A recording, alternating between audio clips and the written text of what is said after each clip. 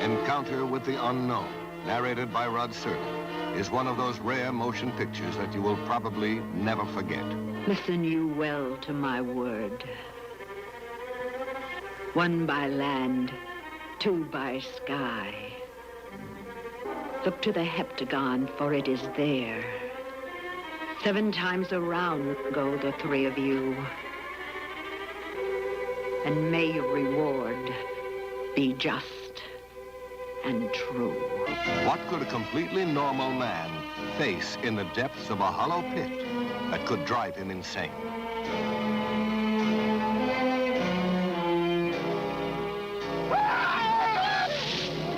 Can a young woman return from death to haunt her parents for decades?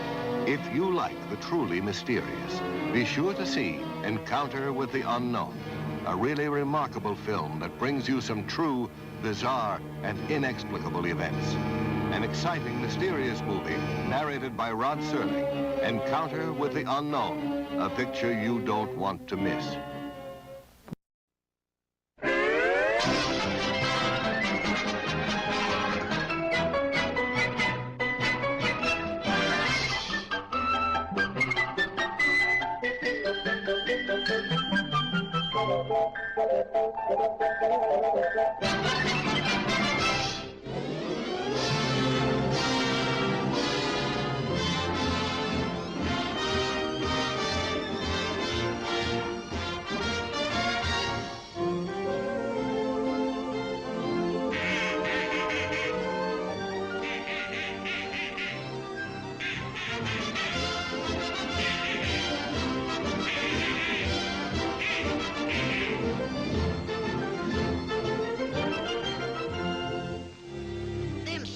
Ducks going south every winter, north in the summer, south in the winter, north in the summer, south in the winter.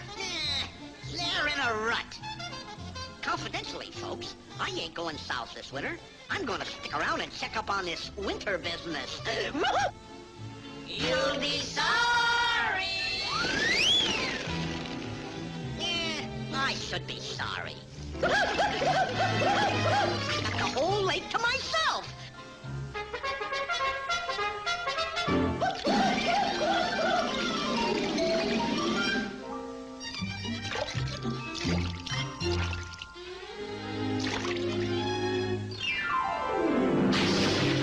If you think that was good, get a load of this. This'll kill you. This'll kill you.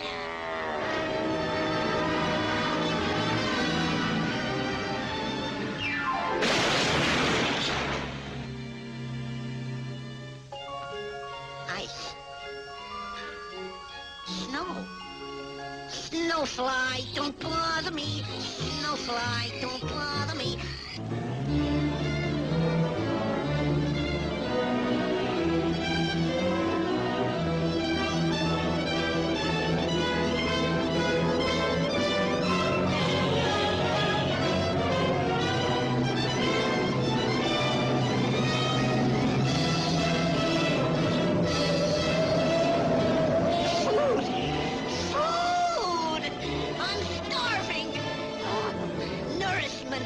Give me some food.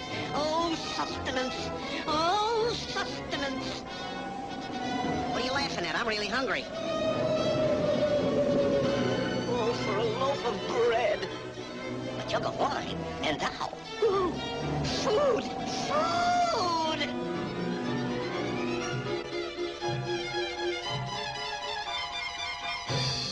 Oh, boy. Look at that T-bone steak.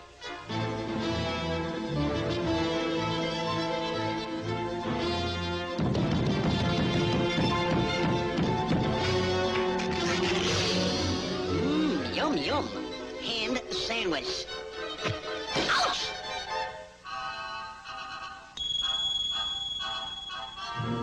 Is it food?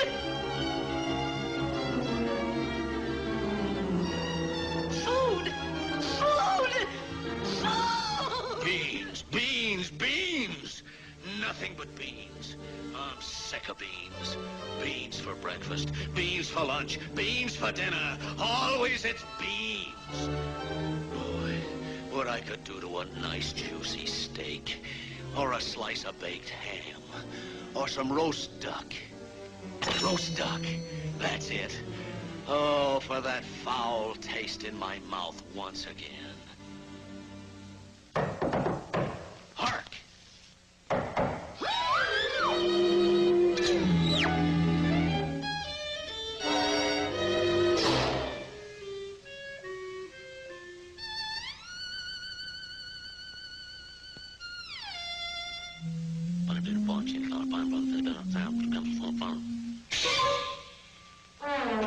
Dear, dear, who have we here?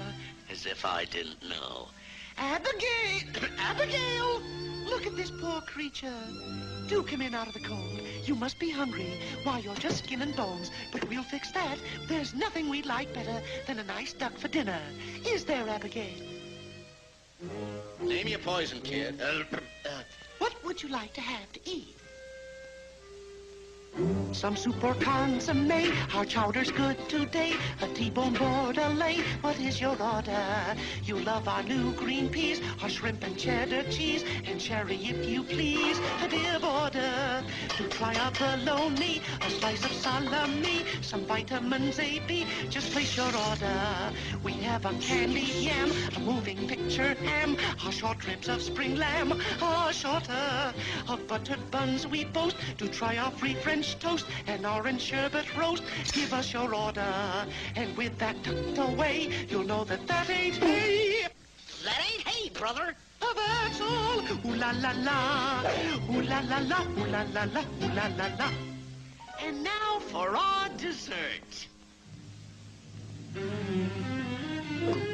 Uh-oh.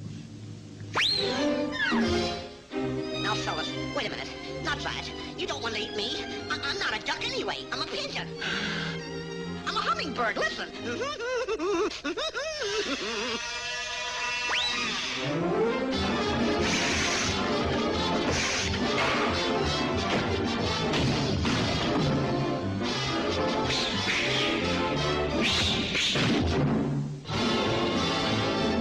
Fourth floor, clocks, locks, socks, smocks, and lingerie. Listen, can't we settle this amicably?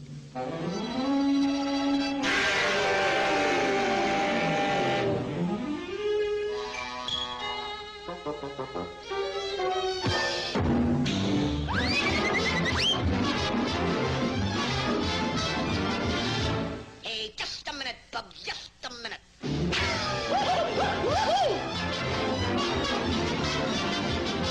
Come back here!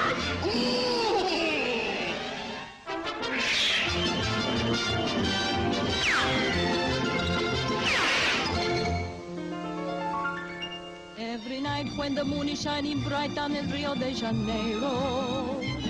Boom, chi-boom, boom, chi-boom, ah, chi-boom, boom, chi-boom, boom, boom, boom, boom.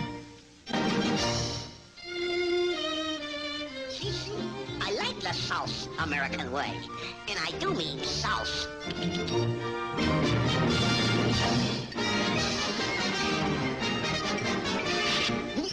That's all, folks.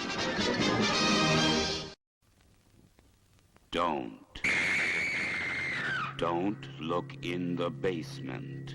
The makers of Last House on the Left warn you again. To avoid fainting, keep repeating. It's only a movie. Only a movie. Only a movie. The line between sanity and madness can be crossed in a single step. And with this step, you enter the nightmare world of terror. On the day the insane took over the asylum. Judge Kamen, whose iron self-control hides the urge to kill. Harriet, a mother's love, twisted into the malignant shape of evil. The sergeant, living in the hell of an aimless war, fighting a battle within himself that he lost long ago. Allison, in a desperate need for love, An obsession that could drive her to murder. Danny, whose sense of humor triggers a violent act of revenge. Dr. Masters, who has her own idea of the gentle art of healing. And Charlotte, who left the world of sanity and security, only to be trapped in the nightmare world of madness, a nightmare she cannot escape. They all met on the day the insane took over the asylum. Don't look in the basement. From Hallmark Releasing Corporation, rated R.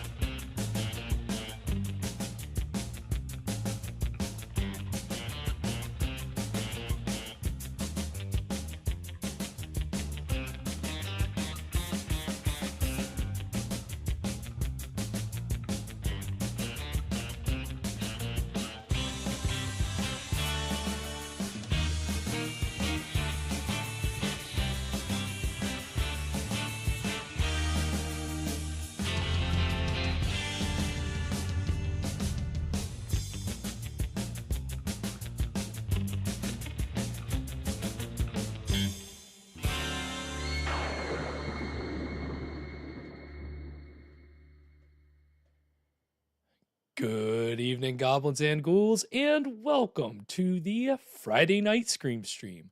I'm your host, Spakenstein, and welcome as I'm flying solo once again here for the first episode of 2025. So welcome. I see Kathy's already in the house. Welcome, Kathy, William. I hope you guys are doing well this evening, this 2025. First Friday of 2025. So hope that's going well for everybody so far.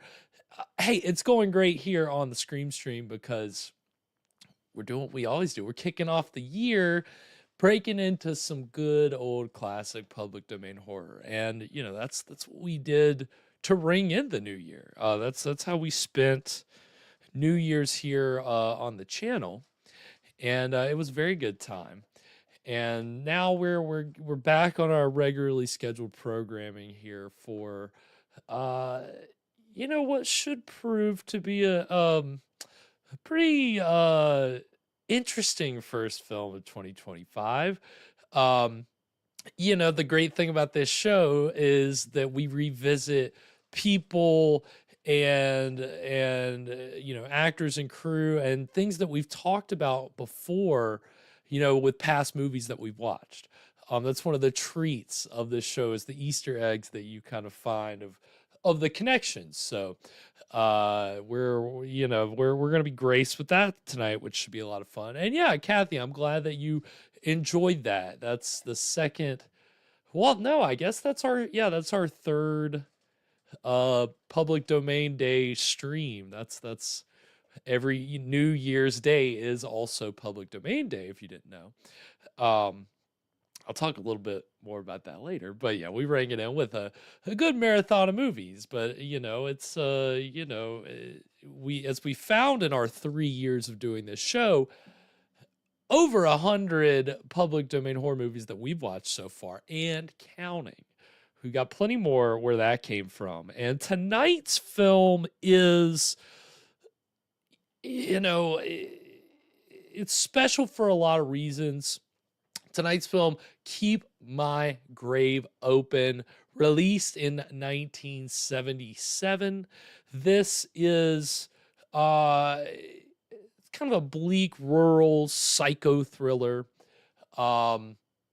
And it's special because it's a regional horror film, specifically a regional horror film out of Texas. And believe it or not, we've seen a good number of those, and we've talked about kind of the people involved in the indie Texas scene film scene of the 60s and 70s. So we're going to get all into all that tonight. Of course, the producer director of tonight's film, SF Brownrigg, we've seen one of his films for the movie that we just saw the trailer for coming out of the pre-roll there, Don't Look in the Basement, one of many titles that film had. This is, this is not, he did some other movies in between that last film that we saw, but there's some interesting connections to Don't Look in the Basement, interesting connections to other things that we've watched. So we'll be talking about SF Brownrigg tonight. We'll be talking about the indie film scene in Texas at this time, specifically the horror movies that were being made. So, Evan is still in his sabbatical, so I don't have him here to break up my barrage of facts with witty observations and asides, and to tell me to get on with it. But I'll try to do my best. And speaking of Evan being on his sabbatical, of course, what were you drinking? What were you drinking this week? Unfortunately, still, that's Evan's segment. I just didn't feel right to do it. Yeah, he's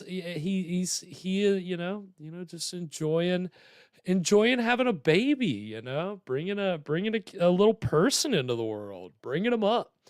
So yeah, he's doing well. Wife, child, everybody's doing great. So happy for the family. The Scream Stream family got a little bigger before the new year, and so Evan's enjoying his sabbatical, and we're missing him, but we're excited. Again, it's gonna make it more special when Evan can join us again. But we're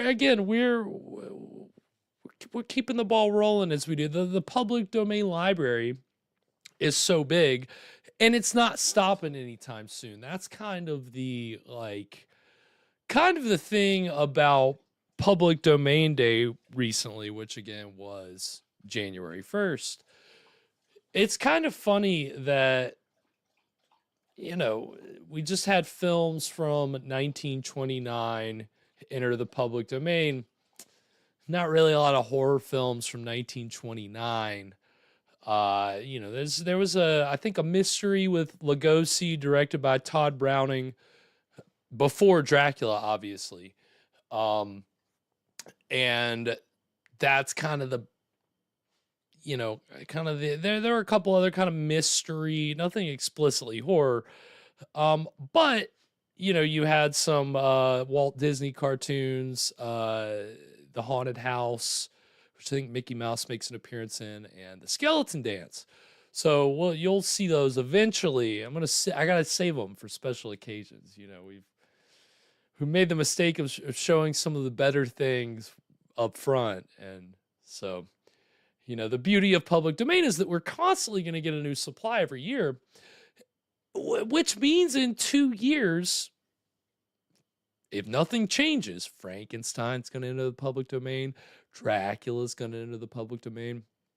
Will we be able to watch them within, a few months of them becoming public domain? Probably. It may take a while for the systems to kind of work through. But once it's public domain, it's public domain. So,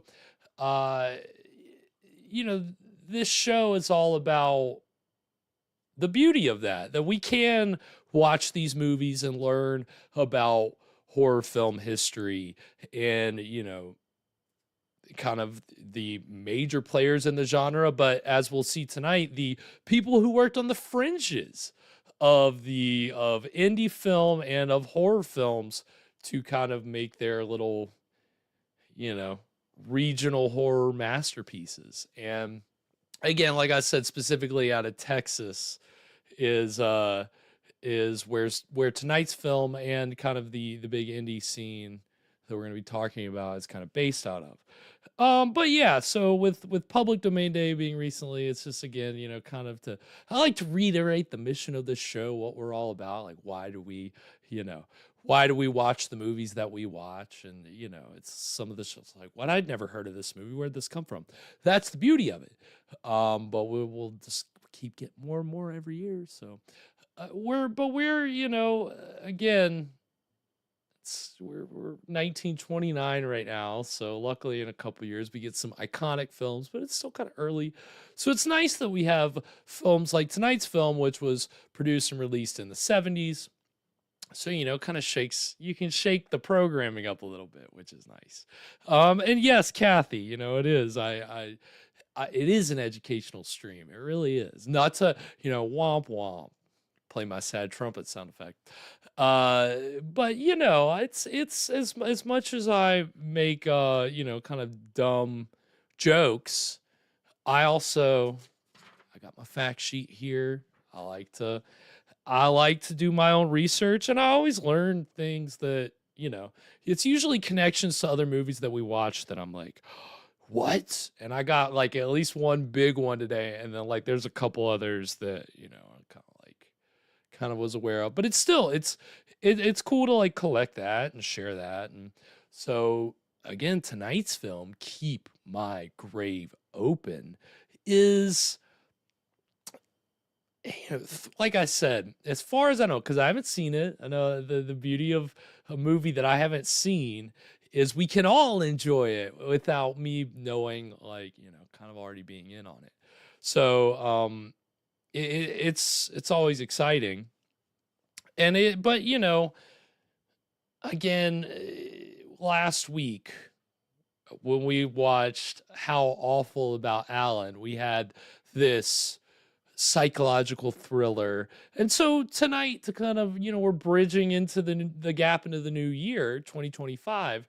We've got another psychological thriller as far as I'm aware. But, the beauty of this regional film and of SF Brownrigg is that, his 5 horror films that he made are all kind of in rural settings. Of course, Don't Look in the Basement took place in an insane asylum out in the middle of nowhere. And we'll talk about some of his other films tonight, some of which get pretty rural.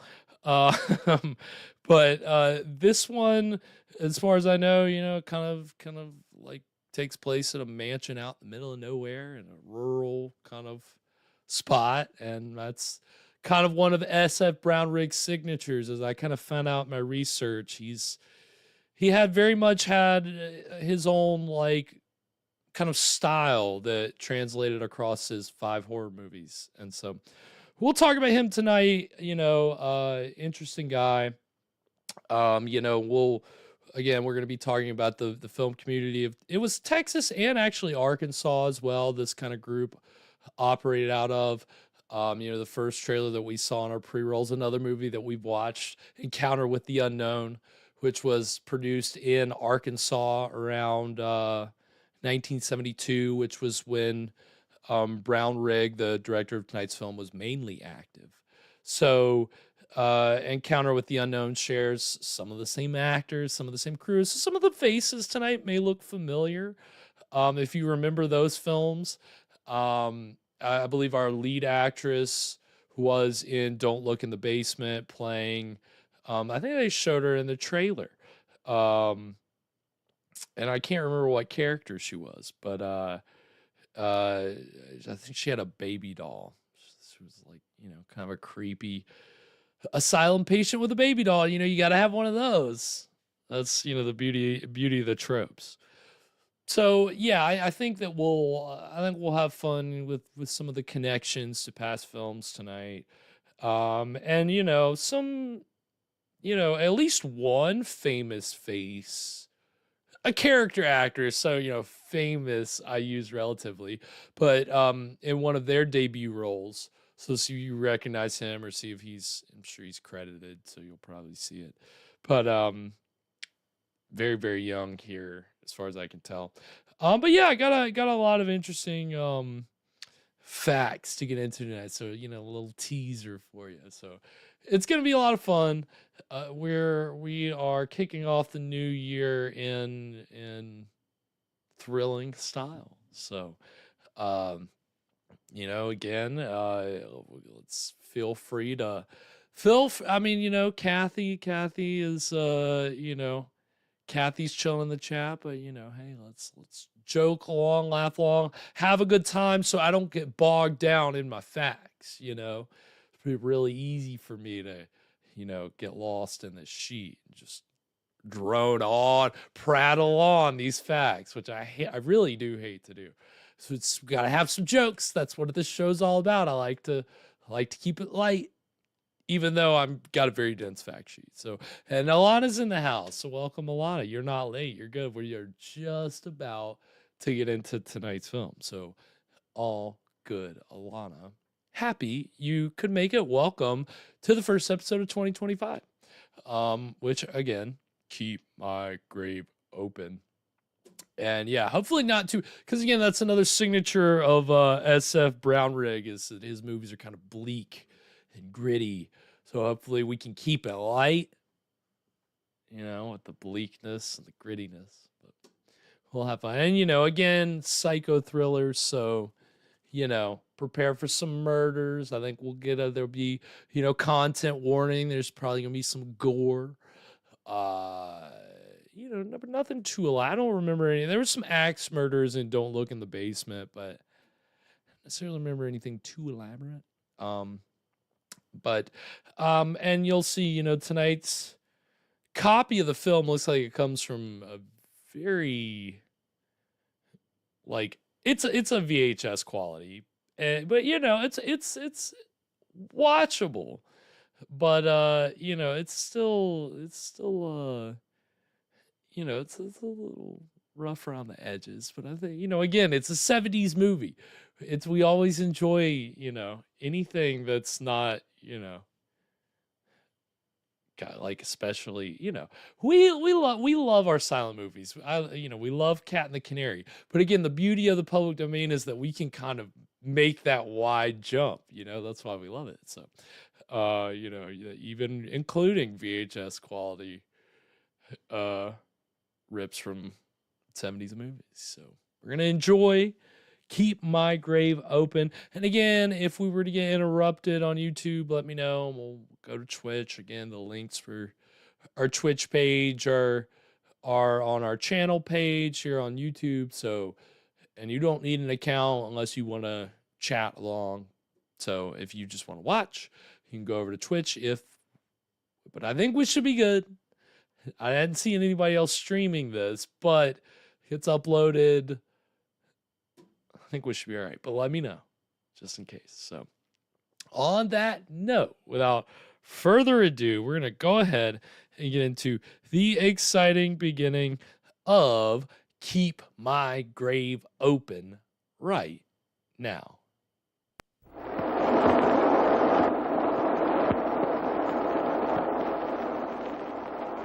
Start out loud.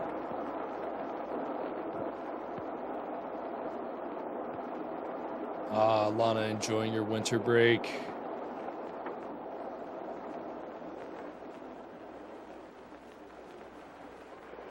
Well, this is it, old bud. I gotta get on out and feed my horses. Have to let you off here now. Take care. Oh yeah, we're getting rural, feeding the horses.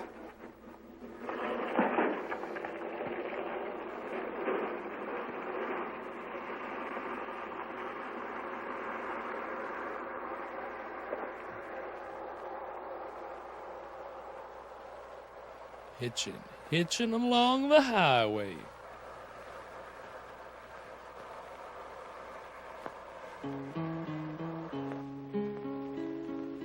Nice.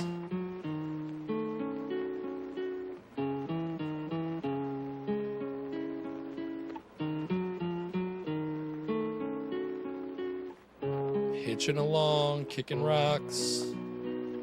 Looking at fields, more fields, more fields.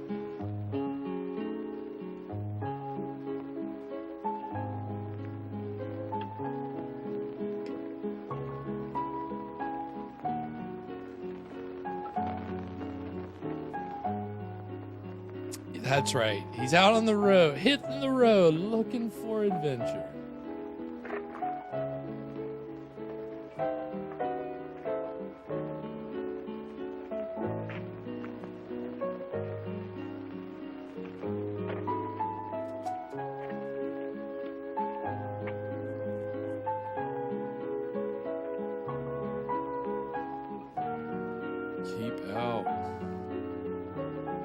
Famous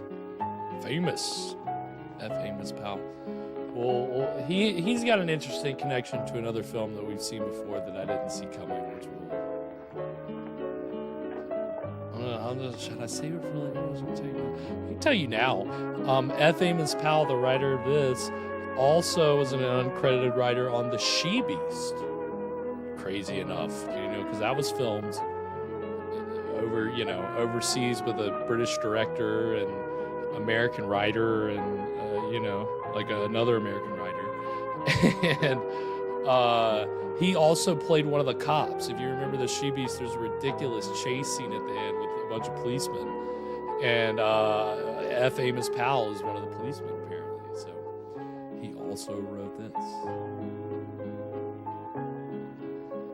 Oh, and Tower of London, which was a Roger Corman film, and they kind of tried to make it part of the Poe series, but it was from '62, and Vincent Price is in it, and it's Corman directs it, and I had it on DVD. I always liked Tower of London, but F. Amos Powell had a hand in that as well, so he kind of ran in those Corman circles.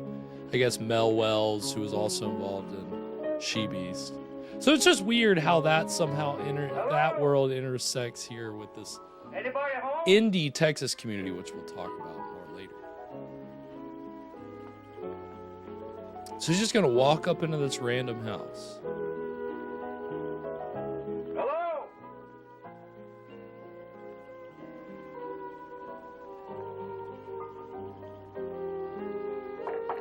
A lot of these crew had all worked together on other things for this director and other filmmakers in the Texas. They're part of Texas at the time.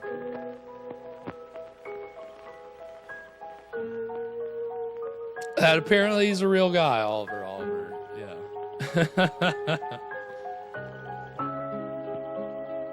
I wouldn't be trying too hard to get into this dark house, bro.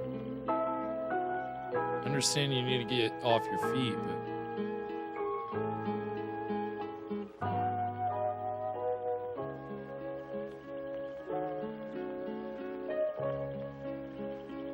Hello?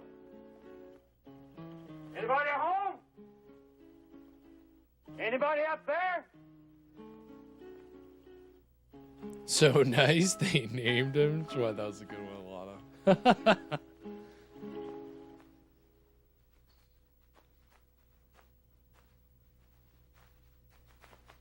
He's just going for it.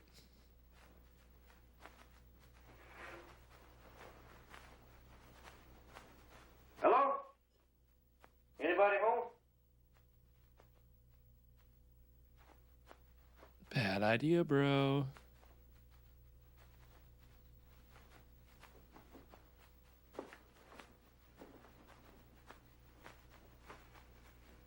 Hello?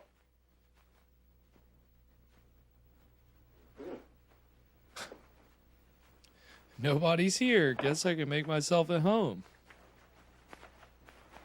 Of course, he goes right to the fridge. Oh, come on, dude.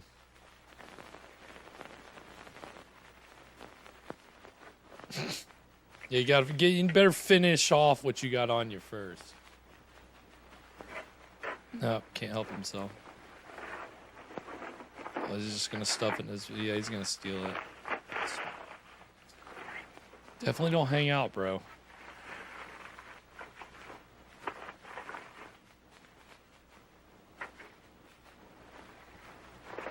Yeah, Brown Rig is a fan of like putting the camera like right here, right in front of the actors' faces. It's kind of fun.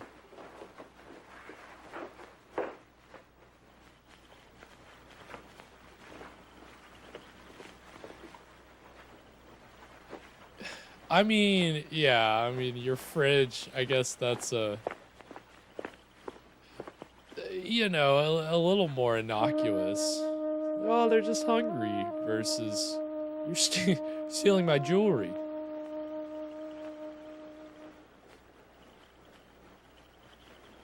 I don't know.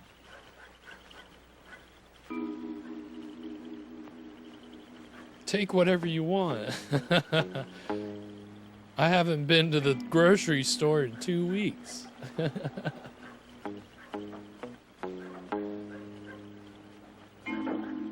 Pack this bag full of food, gonna hotwire this car, and he'll be off to the races. Oh, no.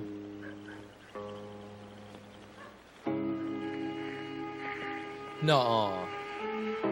He's frying himself up a steak? Oh, well, okay. He's... Thought he was in the house for a second. I was like... Bold. Oh, enjoying some of that fancy-looking wine. What?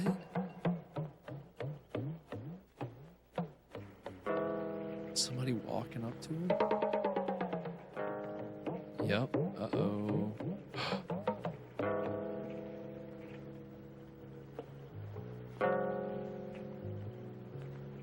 Damn, that is an extreme wide. What? Oh. Oh, nice. Nice match cut. Sick. Sick. That'll be fine, thank you. Finest chops we've had in some time, Miss Fontaine. Gonna be anything else? Nothing. Be with you in a minute, Miss Evie. There you are. That old woman was in Don't Look in the Basement, playing a nurse. Half a pound of hamburger, please. Coming right up. Sure hope things don't go no higher. I can't hardly afford this. She was also in some of the Hollywood movies that shot around Texas during this time. There you are. Be right with you, Miss Fontaine.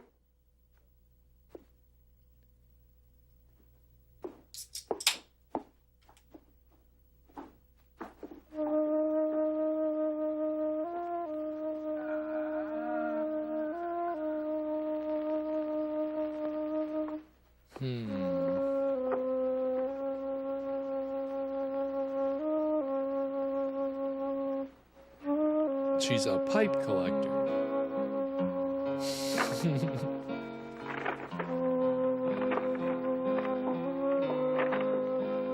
Would you put these on my bill, please? Sure.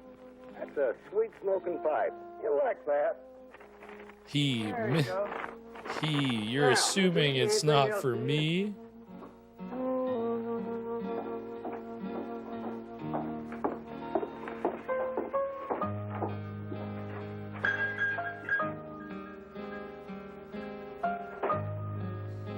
It's the second time we've seen the word closed. You're supposed to keep the grave open.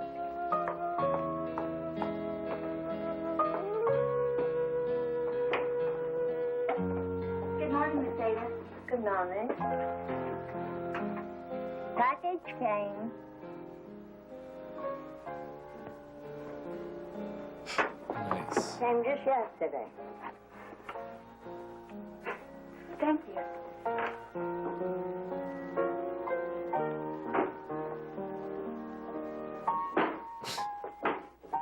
Is that the Griswold's car? Maybe not the mint green exactly.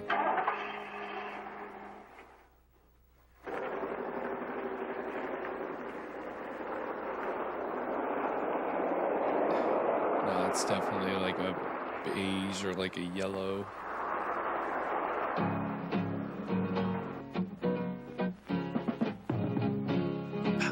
Wow, getting jammy all of a sudden.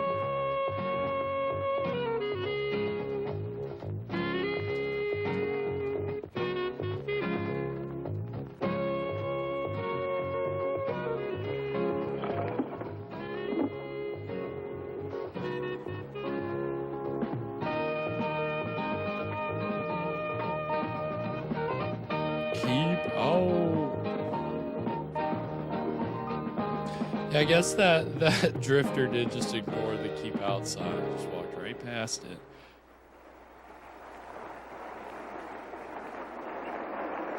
Yeah, well, that's right. Kevin, I'm back.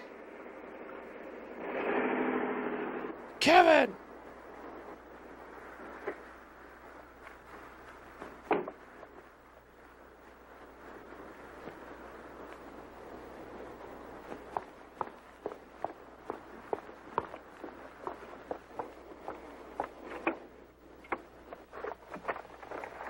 Yeah, I never had the luxury of riding in the station wagon, Kathy, unfortunately. As far as I know.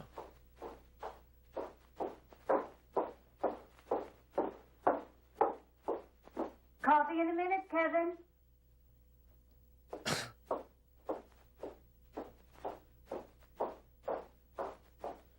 She left Kevin at the store. It's stored alone.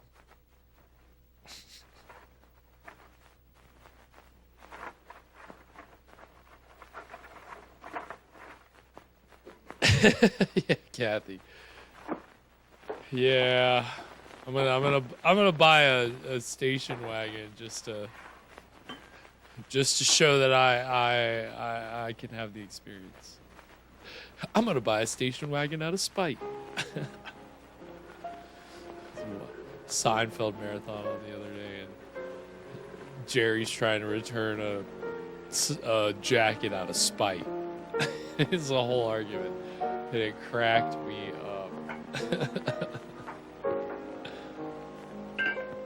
That percolator.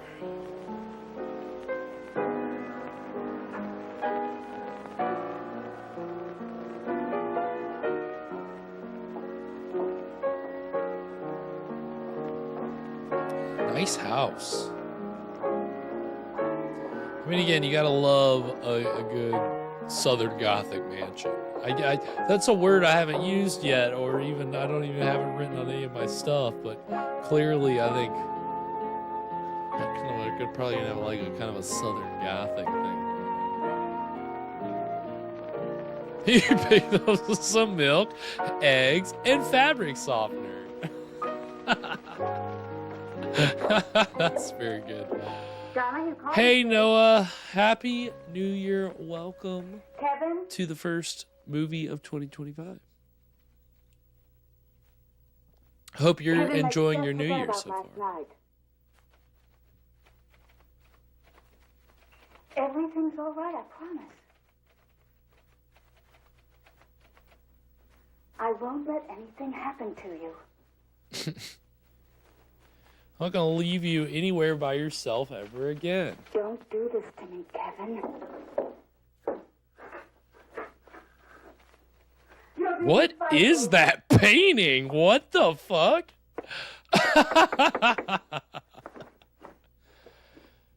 I don't know. Very Texas. Good morning, Robert. Robert. Something wrong? Oh, no, ma'am. I just I wanted just made some coffee. Come in. No, I really better be getting on to school as soon as I feed Caesar. We're already late. I know, that's just it. Miss Haberman will make a big... Oh, I'm sure Mrs. Haberman will be very understanding, Robert. Yes, ma'am. Miss Fontaine, Yes, Robert? what I want to talk to you about? Yes, Robert? I wanted to know if I could ride Caesar at some of the calf roping trials at Colonel Martin's. You're really quite fond of Caesar, aren't you, Robert? Yes, ma'am. Caesar... So are we. Yes, ma'am. Calf roping. A horse has to be trained for that, doesn't he, Robert? Yes, ma'am. Colonel Martin... Caesar has not been trained for calf roping. Oh, he's really good at it. How long has this been going on? Ever since I've been working with him. I wasn't aware you were that close. Yes, ma'am. It's like I could see right into his head, and he knows just what I want him to do. Well, I thought you'd be pleased. I'm being real careful with him, ma'am. You'll see, Robert. Farmhouse sink. You gotta love it. I'll speak to my husband.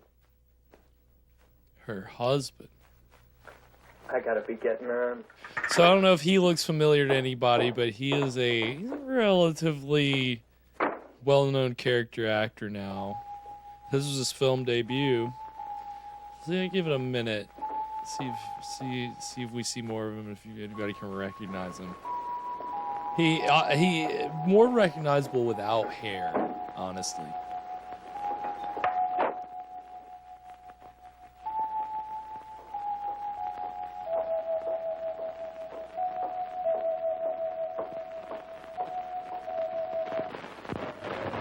And with glasses. Kevin, I want to talk to you about this now.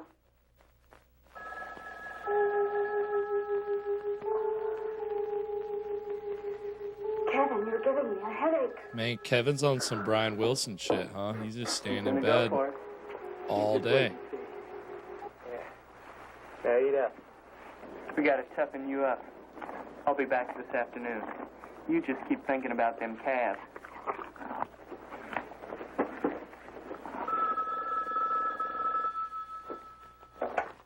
Yes?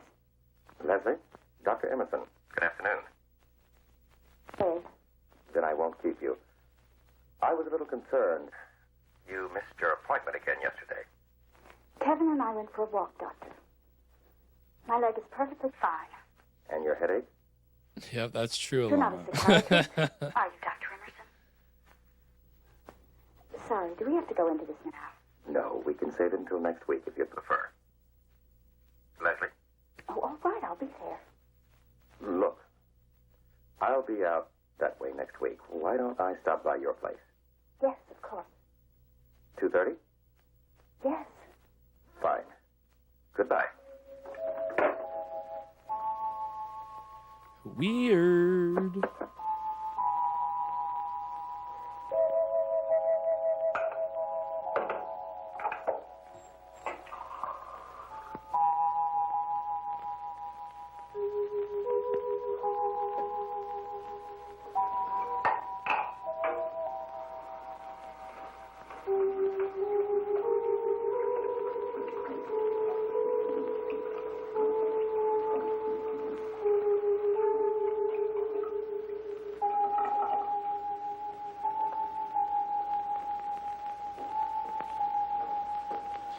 What is she washing on?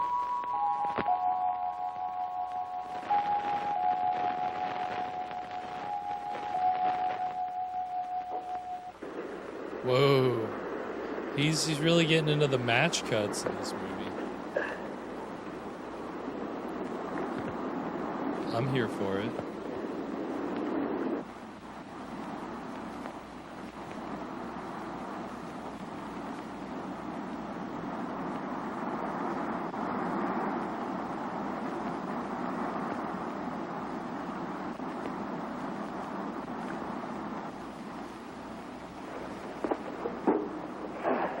What do you think you're doing here? I hitched a ride, seeing as you haven't been by to see me lately. You ain't supposed to be here. Well, I'm not going to walk back. You're not You supposed to sure be must be rich. I don't know, 'cause I never asked. Well, what's wrong with you? But you didn't want anyone else around here. I'm busy, busy. Kevin? Yeah, really unprofessional. Kevin, we have another visitor.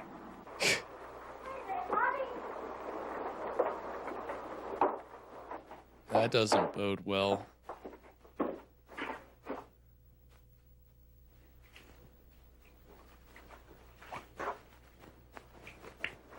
Did you do this? Yep. It's beautiful. Would you fix my saddle like this? Well, this one's kind of special. You and your darned horse, you act like you own him. Maybe I do. What? Deep down inside where it really counts. Maybe I do. Anything I can do to get that horse for real, I will. Go on and laugh at me. I'll get him. Yeah, why are you laughing at him?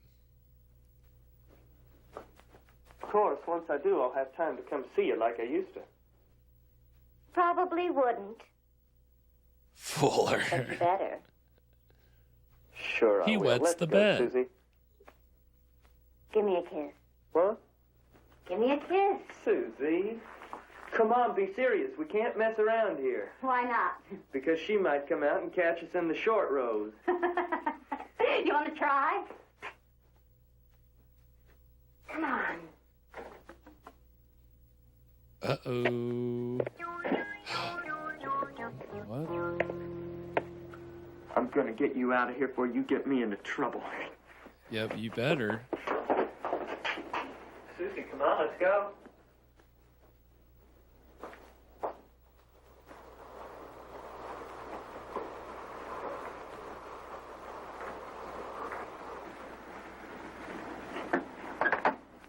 Come on.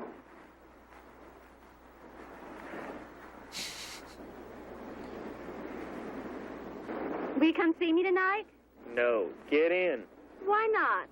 Because I'll probably be busy here. Let's go. Pimp heels.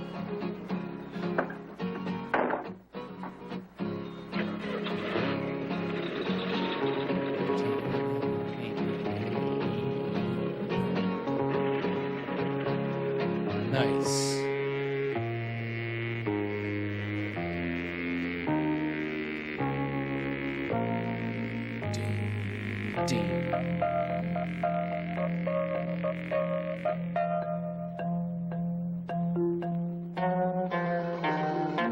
Creepy.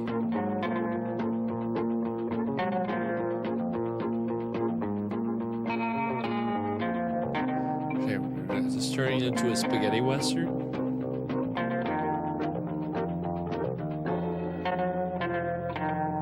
Yes, Alana, that's exactly who it is. Stephen Tobolowsky, aka Ned Ryerson in Groundhog Day, also in Sneakers and Basic Instinct, and a bunch of other movies and TV shows. A lot. Why don't you just love me?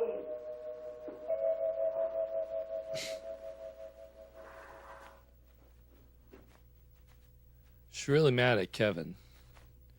Kevin! I wish I could do the yell. I can't do it. Just can't get. Don't want to break your guys' eardrums. Kevin!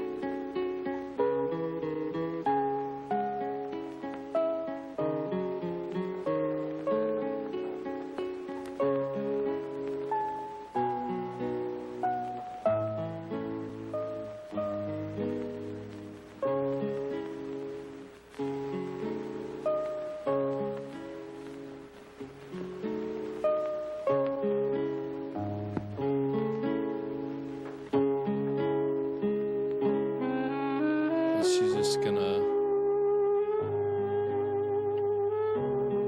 Whoa. Weird. Did time pass? She just lay there all day? What did you do to my room? Lana, you just keep throwing these Home Alone quotes at me. I'm just gonna keep throwing more back. I know that movie like the back of my hand. I can hear that. As soon as you quote them, I can hear them. So great.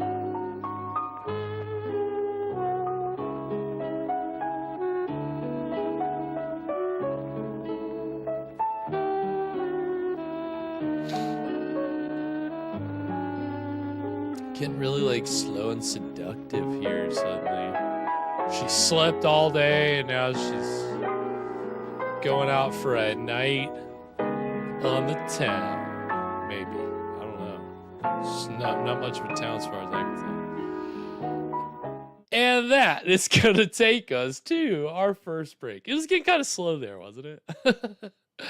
But I mean, so far, it's fairly interesting. You know, you've got this killer on the loose, apparently, around this creepy mansion farm. I guess it's like kind of a farmhouse because they've got horses and a stable, and Leslie is the name of our homeowner, along with her husband Kevin, who we haven't seen. Maybe he was the mysterious feet that walked out of the house when that girl was visiting the stable boy. Played by Stephen Tobolowsky, is Alana correctly surmised as we were getting toward the end there. Right, yeah, this is like not kind of in the middle of like longer. It's not one of our longer movies are an hour and a half or over. Like middle of the road's like an hour 15. This is like an hour 18. So it's kind of, So we were right at the perfect point for a break. I thought so too. Uh, but I mean, so far I think they've set up the whole, like, it's kind of the intrigue around this woman pretty well. Um, Obviously somebody killed the derelict who stole the food out of the fridge. They must have been really upset that the food got stolen out of the fridge. Kevin was probably, because he had to walk to the store and get those groceries, and then they all fell out of the bag. And that was really hard for Kevin. So here he was really mad when that guy broke into his house just to steal the groceries. And he didn't have his paint cans ready. He didn't have the ornaments on the floor at the window. He didn't have the torch rigged up by the door. It just wasn't he didn't have that hour before his Kraft mac and cheese meal to plan how to take care of this guy. So unfortunately, he made off with the steak, and then Kevin just had to come back and stab him in the skull or whatever he did. Yeah, that's my recap. The movie so far. They just got out a big knife. I mean, you got me interested. You got me hooked. I want to know what's up. I mean, again, Brown Rig kind of, if you remember Don't Look in the Basement, he's good at establishing a very, like, brooding, ominous tone. And, obviously, I'll say that, yeah, a lot of the rope soaked in kerosene. Honestly, and Don't Look in the Basement, having an asylum house full of crazy people keeps it really interesting. We have a much more isolated psychodrama here. But I'm interested, again, much like last week, which, if you remember, how awful about Alan, we really only had 3 main characters that we followed most of the time. And, but it had plenty of intrigue and suspense and a few kind of surprises. Again, the thing about Brown Rig that I read today, and other of his signatures is, twist endings. So, not to, I don't want to hype it up too much because maybe it'll end up being predictable, but twist ending, maybe, who knows? I don't know. But yeah, I mean, that's, again, I think we're seeing the style, and like, there's already been some familiar faces from Don't Look in the Basement. We'll see more later, but this is, kind of the interesting thing that I learned today about the director of tonight's movie, SF Brown Rig, is that, he kicked it off with Don't Look in the Basement, which we've seen before, but he made 4 other horror movies after that, which the last one was tonight's film. All 5 of these movies were shot within like a 3-year span of time, between 1972 and 1974. He shot these 5 movies. And I don't know, you may remember, if you've seen our Don't Look in the Basement episode, we talk about this, but that film was shot in 12 days. So, and that had a much bigger cast than this. So I can't imagine, I didn't come up with a timeline on how long tonight's film took.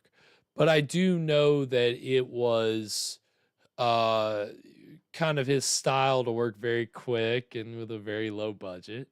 And yeah, I mean, 5 movies. Yeah, busy guy, right?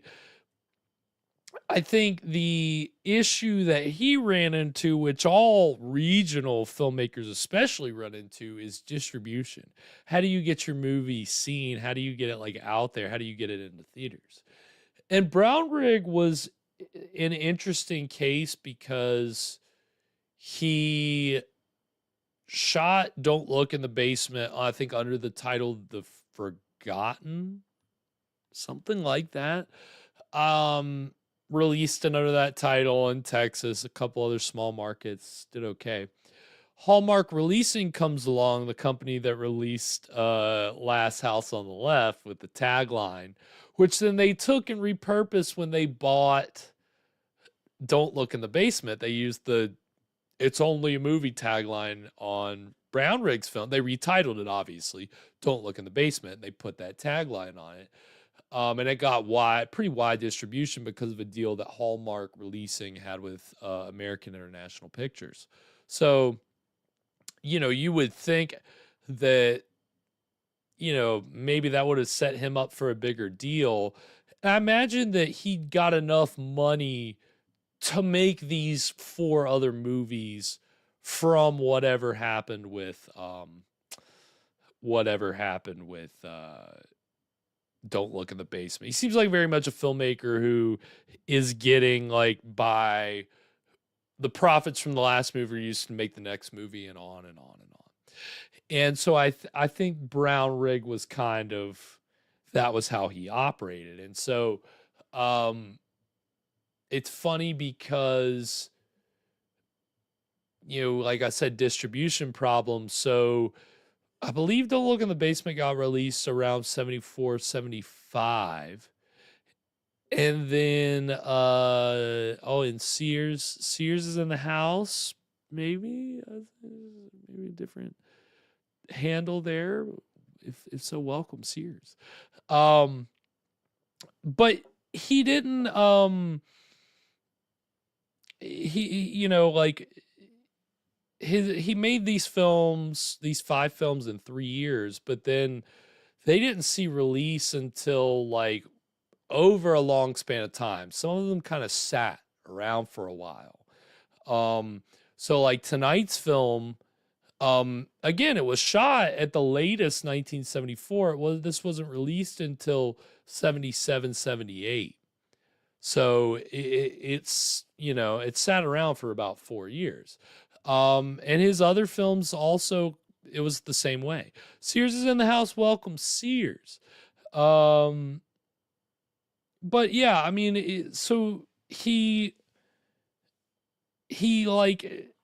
kind of had trouble getting distribution, and also a lot of his movies, they'd get bought and put new titles on them, and that was kind of, I guess, got him some kind of money, because he one of the other films that he made in between Don't Look in the Basement and tonight's film was a movie, which is the first trailer that we're going to see in our break tonight, for a movie that I guess he shot it under the title Scum of the Earth. And it's from a subgenre which was popular at the time called Hicksploitation or backwoods horror. And, it's kind of what it sounds like. It's, kind of like exploitation horror films set in the Deep South. I don't know what year Deliverance came out, but I was kind of trying to ride off that wave. Yes, Sears, very nice. It's good. Hey, you got a good strategy there, Sears. That's smart. I like to see it. But yeah, so Brown Rig didn't really have control when his movies got bought and retitled. So Scum of the Earth, when that got bought, it was retitled as an unofficial sequel to a movie called Poor White Trash. And so it was Poor White Trash Part 2 or Poor White Trash 2. We'll see the trailer for it under the Scum of the Earth title. And it's funny because the first Poor White Trash was actually directed by Brown Riggs' mentor, Larry Buchanan, who we've seen a couple movies from, Creature of Destruction and The Eye Creatures. He was a indie Texas filmmaker who, again, acts as a mentor, protege to Brown Rig. And we'll talk more about that later as we talk about the indie film scene in Texas, but that movie, when it was released under that title, Poor White Trash 2, did big numbers. Apparently, it was ranked as one of the top grossing nationwide movies in box office and Variety in 1976. So again, that's, at least 2 years, if not 3 or 4, after that film was originally shot. Features all 5 of his movies feature a lot of the same cast. We saw Dr. Emerson earlier. He was the axe murderer in Don't Look in the Basement, and he's also in tonight's film, and he's also in Poor White Trash, and you'll see him in the trailer for the second film that we'll see the trailer for, which is, it was made under this is with all his movies, it's so funny, made under the title, it wasn't Don't Answer the Phone, but it was something like that. And then it was retitled to Don't Open the Door. And so it wasn't released under that title until 1979.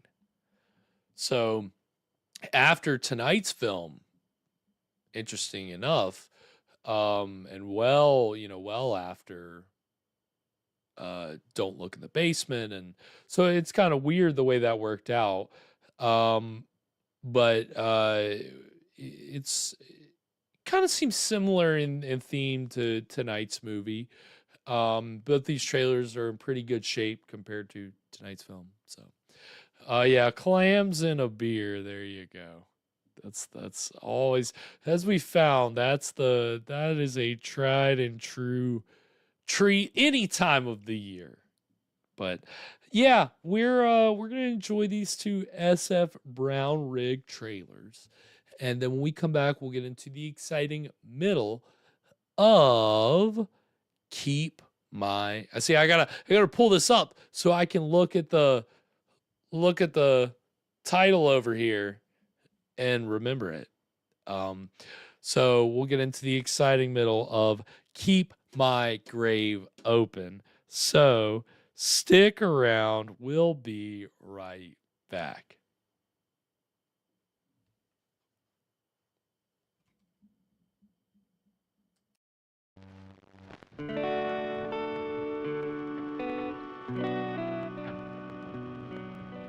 See how they live below Tobacco Road.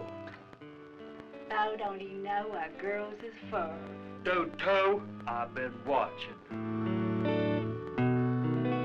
Scum of the earth. The real poor white trash. They live and die below Tobacco Road. She killed him. That witch woman in yonder. She found out how they live below Tobacco Road. You remember that little private talk we was gonna have? Pick an ever-wanting man who takes what he wants. Sarah, his trouble-loving daughter. What makes you think she'd want to have anything to do with a smelly old hog like you know how? Slut! Emmy, his girl wife. Take me. You know I'm always ready for when you want some loving. Get the hell out of my way. Dumb. I knowed how you got that dollar, and I'm gonna go tell Paul. I'm gonna put a hex on you. And the unseen watches.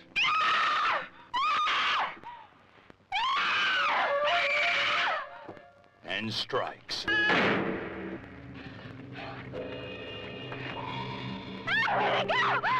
What you hearing? Please, don't kill me.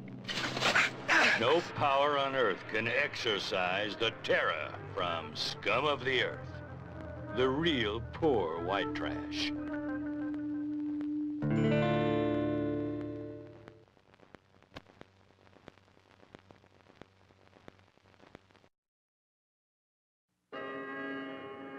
After 13 years away from home, she returned to a house of terror.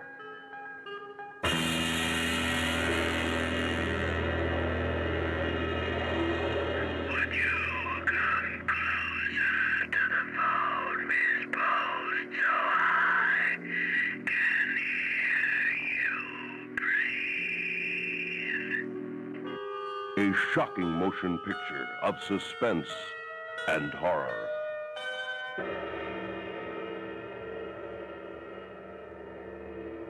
There was no place to hide from fear or death. What do you want, Claude? I know what you and Crawler did to Miss Harriet.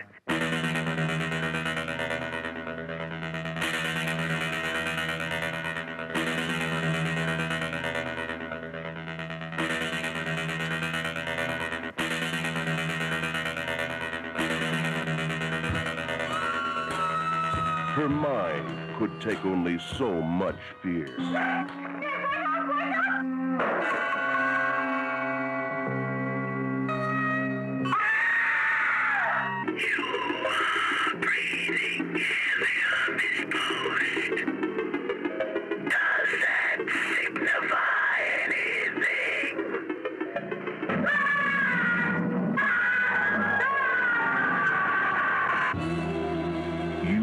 Never leave your house unlocked again.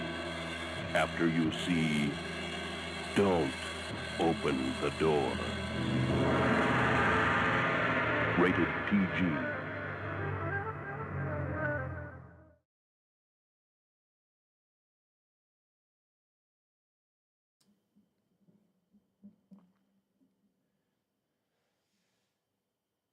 And we are back. So that was the trailers for Scum of the Earth, aka Poor White Trash 2, and Don't Open the Door, 2 of the 5 horror films directed by S.F. Brownrigg, director of tonight's film, Keep My Grave Open.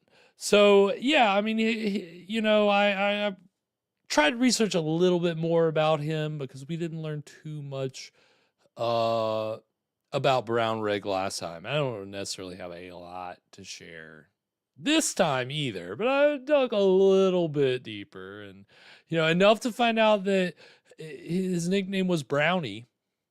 So that's something, Brownie Brownrigg.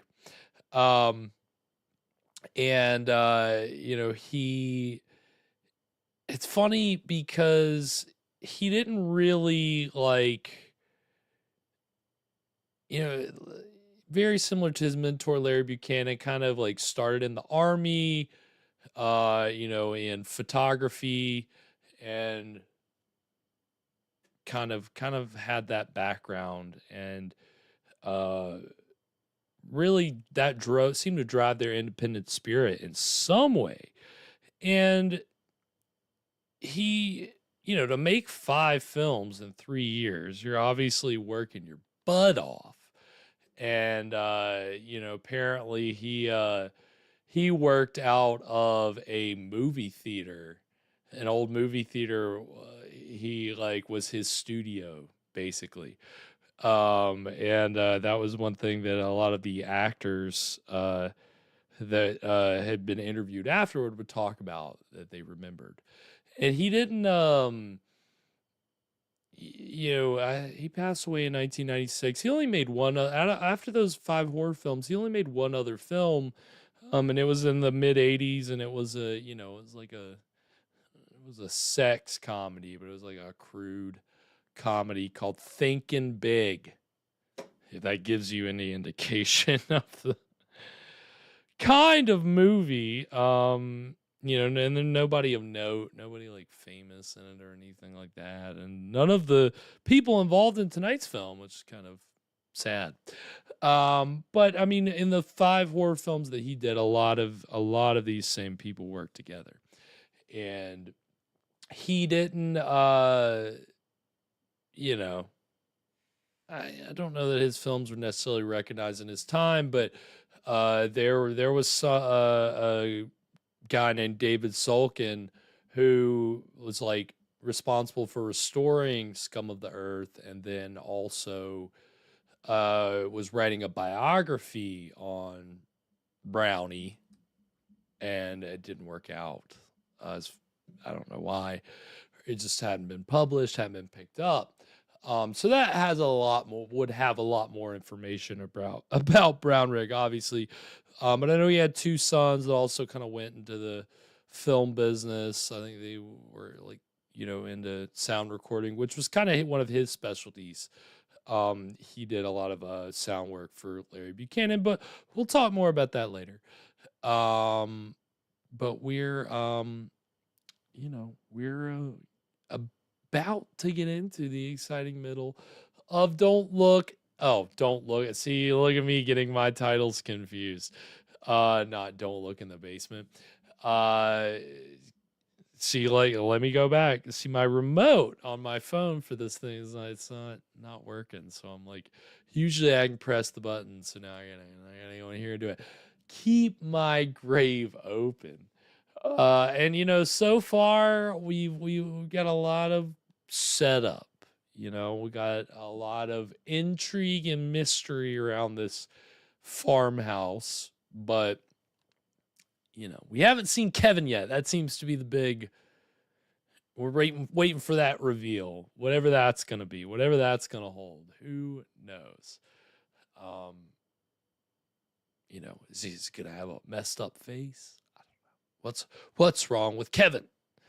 We're gonna find out, hopefully, in the middle part of the movie. So I think, without further ado, we'll go ahead and get into the exciting middle of Keep My Grave Open right now.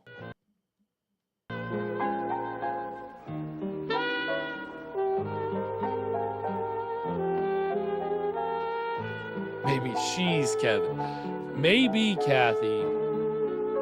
It's a psychological gothic horror movie. Can't rule it out.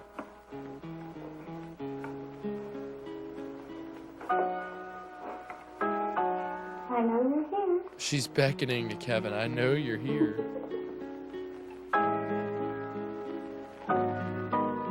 Bobby! Bobby!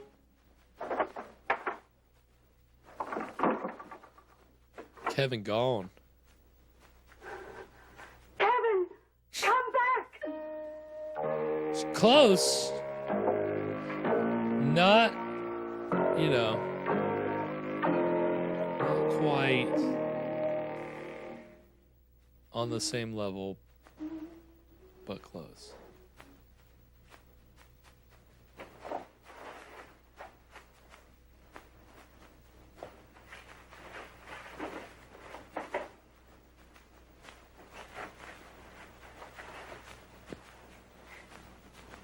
Maybe we're all Kevin.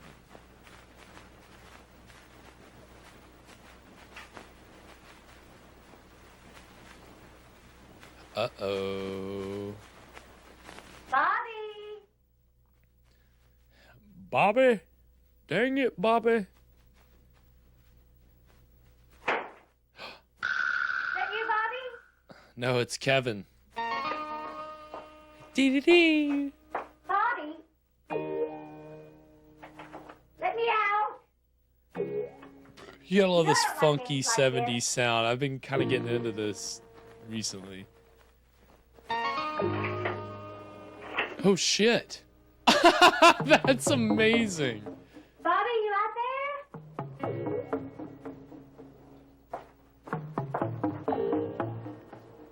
Bobby!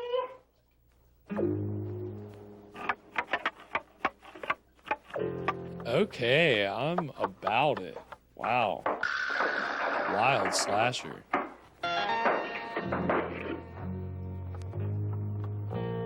What are you doing? About to get stabbed.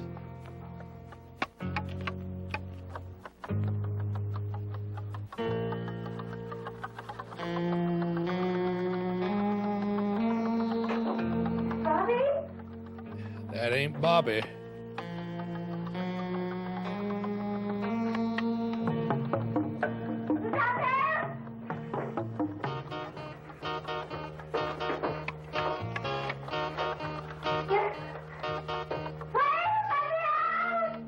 Is this too funky for a kill sequence? You be the judge. Can never have too much funk, I guess. Yeah, Sears, I was thinking her face looks familiar. I guess that's why I think that.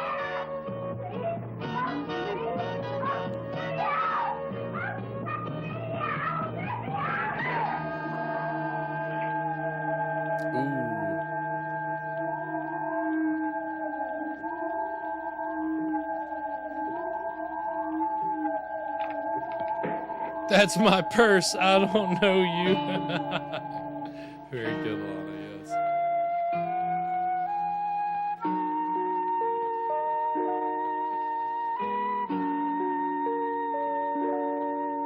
Yeah, Kathy, it was pretty diabolical. I mean, that's on par with some of your best slashers, honestly. To toy with them like that. I mean, that was a sequence. That was like a slasher sequence. Very much. It just wasn't an abrupt kill. Which I think, Don't Look in the Basement certainly had its fair share of those. Shall we talk about Kevin? Leslie? Why do you always want I to think talk there's a about movie Kevin? called We Need Someone to Talk has About to. Kevin. You won't. We need Why? to talk about Kevin. He's too much a part of your life to be ignored, Leslie.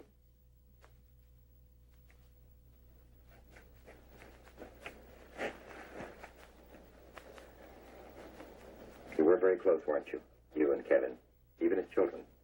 All we had was each other. Of course we were close. Perhaps unnaturally so.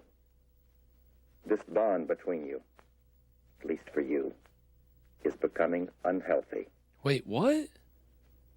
Unhealthy.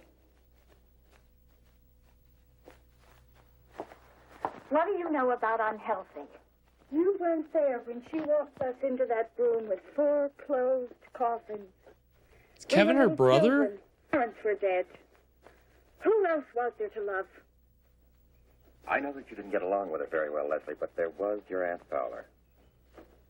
Aunt Fowler? That's what I'm thinking, Kathy. You never knew her till she was nearly dead. You never knew her in her prime. Leslie? Look at her. Look at her. What? You're 10 years old. I'm a 60-year-old spinster. Thump. Thump. Thump. Thump. What the This fuck? thump is my cane. It is for scaring children. Thump. I don't like children in my house. They are nasty, naughty things. Thump. What are you looking at? Thump. What have you been up to now? Thump. How did you get so dirty? Thump. Don't you ever wash your hands? Oh my god. Leslie? Everything was filthy for her. She tried to ruin the only love we ever had. She couldn't. We wouldn't let her. And can she now? There is no now. Does Kevin agree with that? Kevin is gone. That's where I've been all this time. Looking for him. Oh? And the Kevin who lives with you now? Get out. That's no answer, Leslie. Get out. You need to face this, not run away from it. No. I think perhaps you need to go back to the hospital again. Just for a while. Get out. Can I talk with Kevin? You can't, Doctor. You see, I don't think Kevin wants to talk to you. Ever. Why is this Kevin so special? He does, can't have a conversation with me, the good doctor? I'm leaving.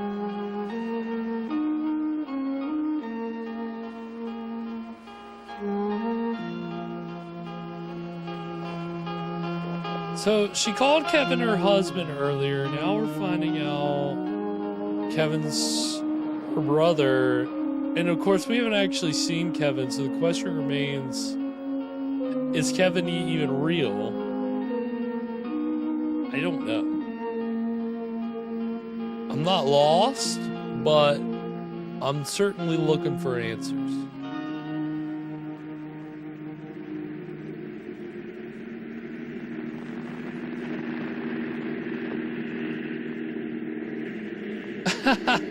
Serious. Oh, got her. Zing. That'll be all for today, please. Ma'am? I said that will be all for today. But I haven't even started. He hasn't been fed or brushed or You will please leave now. Ma'am, I think it's my job. I know how to feed a horse. You come back tomorrow. Yes, ma'am.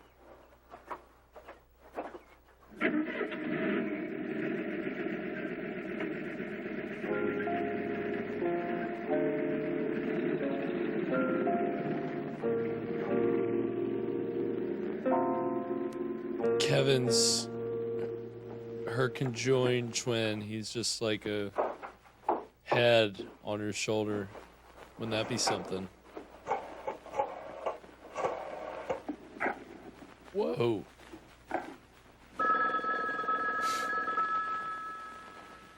Some bad hat, Harry.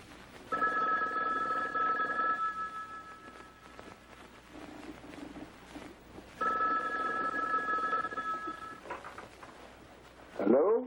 This is Leslie Fontaine. Let me speak to Colonel Martin. Quickly, please. Well, I'm not here right now, but... Well, you tell him that Caesar will not be participating in any calf-open trials. Damn. No trials for that horse. You're holding it back. He's a show horse, damn it. He has to be shown.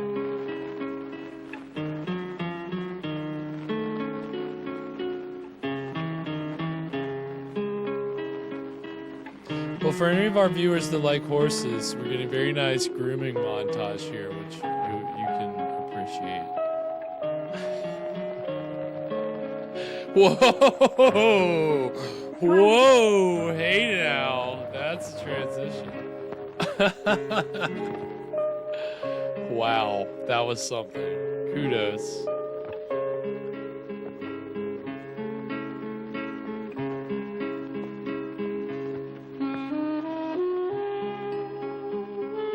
Is she getting all dolled up?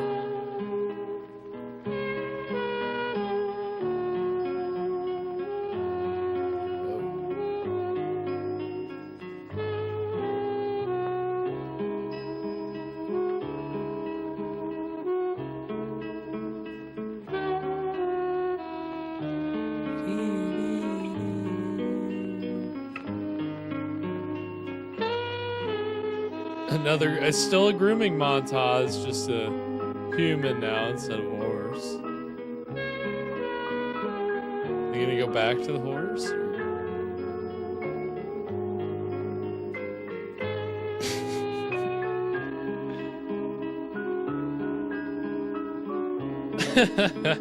There you go, Alana. I don't know.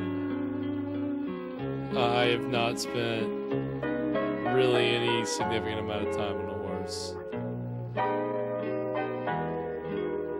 I don't think I ever got bugged when because I had an aunt that still owns horses, but when we were kids, you know, and oh, you should ride the horse. I don't remember if I ever did or if I ever got bugged, but I think one of my siblings might have gotten bugged at some point. They're all probably more game for it than I am. I don't want the risk.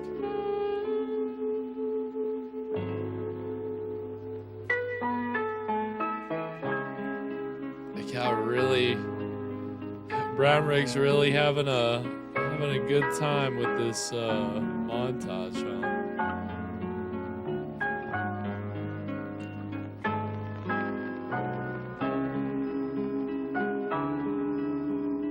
Yeah, Sears, it feels like it's building up to something like that.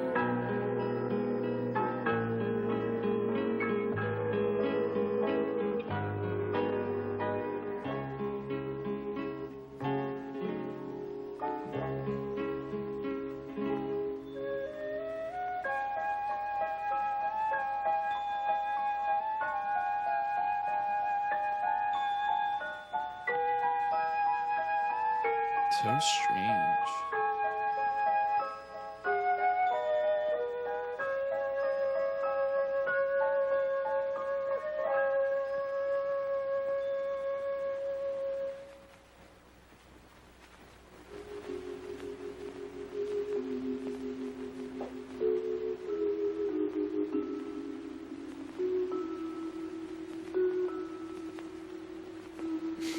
Just lurking around the house.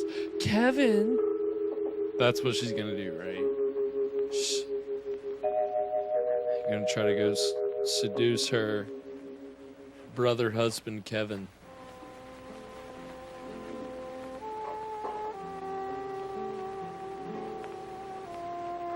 My darling, demanding Kevin.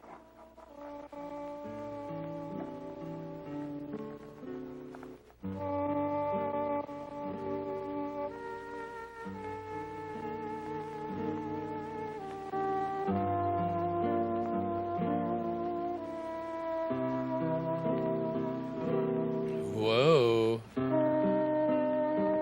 Oh my god, are we Kevin right now, guys?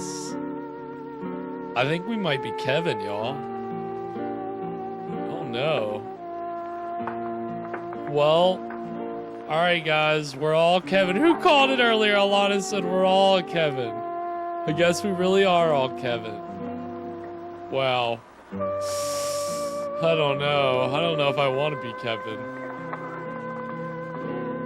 Because this is our sister, man. I don't know how I feel about that as Kevin. What are we gonna do, y'all?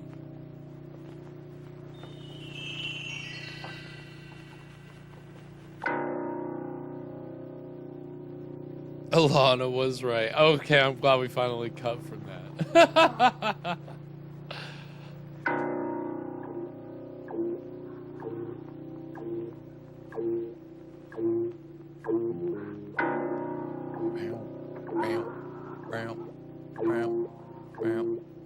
I'm Kevin.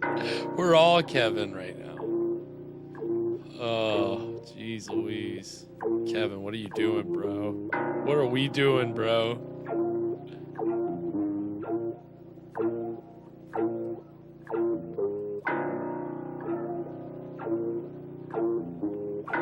Oh, Kevin. Oh, man.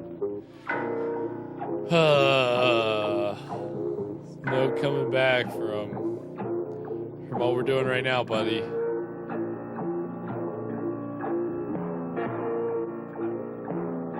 Oh my god. Nice. Whoa. Oh. Okay, Jesus. Alright, we're getting a little too metaphorical here, I think. I don't know, man.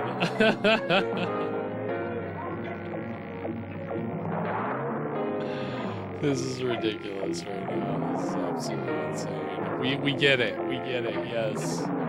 We don't need the camera thrusting in and out. We understand what's happening right now. We know what we're doing, okay? And not in a good way. Okay, yes, run.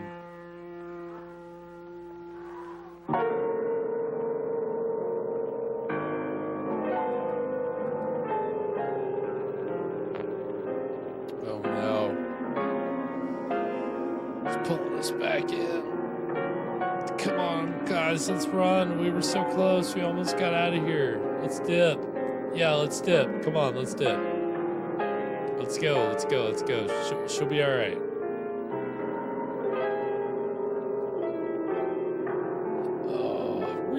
Oh, wait. Oh, no, we're going back.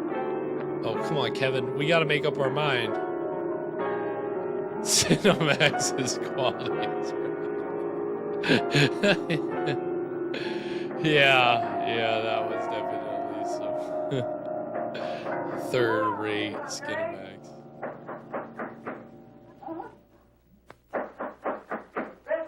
Yeah, Noah. Exactly. It's because she got all dolled up. All that makeup just... Kevin just couldn't say no. She's irresistible. Maybe it's Maybelline. Maybe it's incest. I don't know. Miss Fontaine?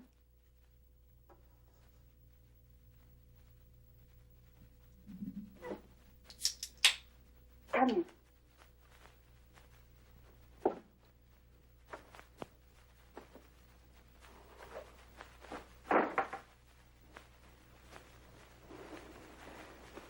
Would you like a drink? Hmm? I'm going to have a drink. Do you like bourbon and water? Yes, ma'am. I'm sorry, aren't you in high school? I guess this was a different time. But still. She just can't get enough.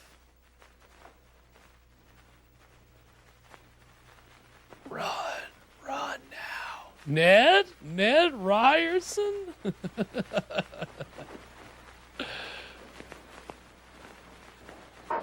Here we are.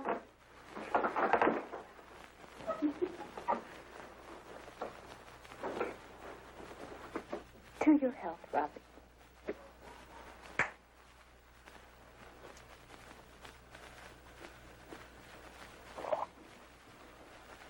You are healthy, aren't you, Robert? Yeah, Kathy, that's yeah.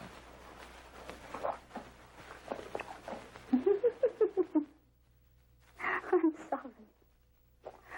Why did you come here tonight?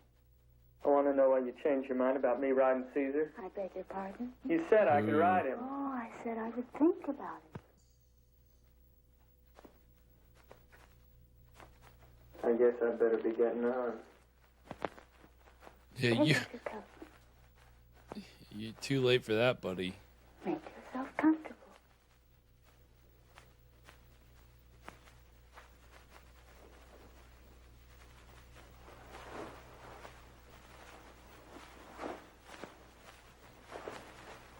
Yeah, she just needs the Kevin part of her brain cut out. And she'll be right as rain.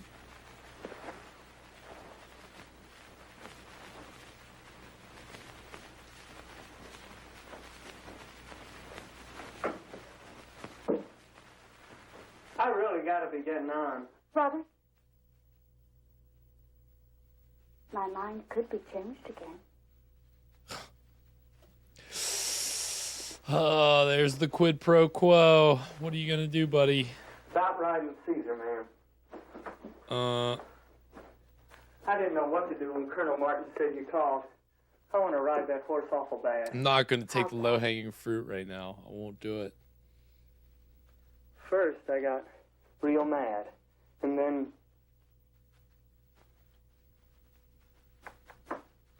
Ma'am? Your drink? Miss Fontaine? Oh, no. Could I have my coat? It's cold outside.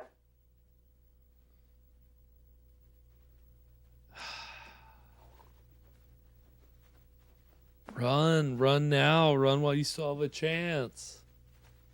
I'm doing this for you, Caesar. Oh, no. Bro, don't do it.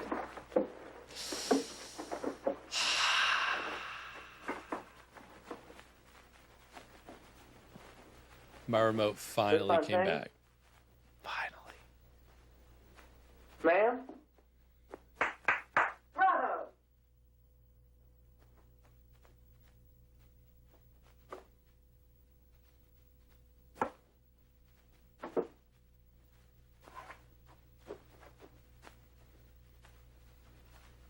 May I have this dancer? I would like to dance with you. Oh, fuck no. May I have this dancer? I didn't come here to do any dancing. I ain't very good at it. Robert. I'll show you. Dang it, Bobby, you better run. Dun, dun, dun, dun. It ain't none of my business. Dun, But dun, dun, dun, dun. I never seen you like this before. Dun. You okay? Sometimes I get very lonely, Robert. And I need a man. Won't your husband get jealous? Oh, he's not my husband. He's just my brother. What about your husband? Here it is. We won't bother us. Oh, He won't bother us. Bother us. Miss Leslie, I'm sorry. I gotta get out of here. Robert, you've done this before, haven't you? Ma'am? Alone with a girl in a bedroom? Well, yes, ma'am, but...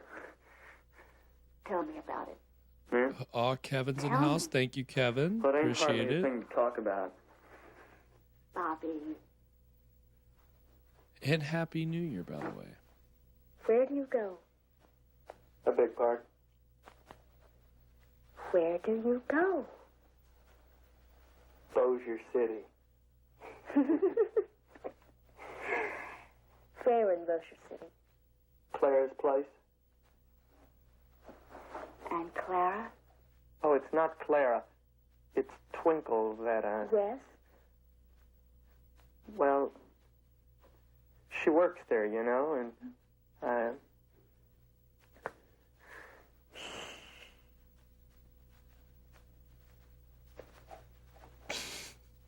Shh. Oh, no. Run, Bobby.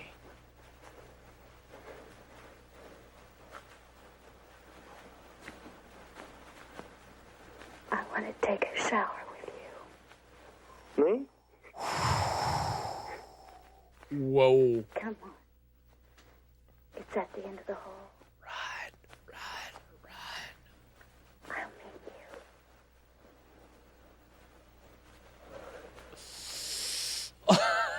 you. What a thing to say. I want to take a shower with you. Whoa, that's some baby girl shit right there. That's what's going on. We have a baby girl type situation going on.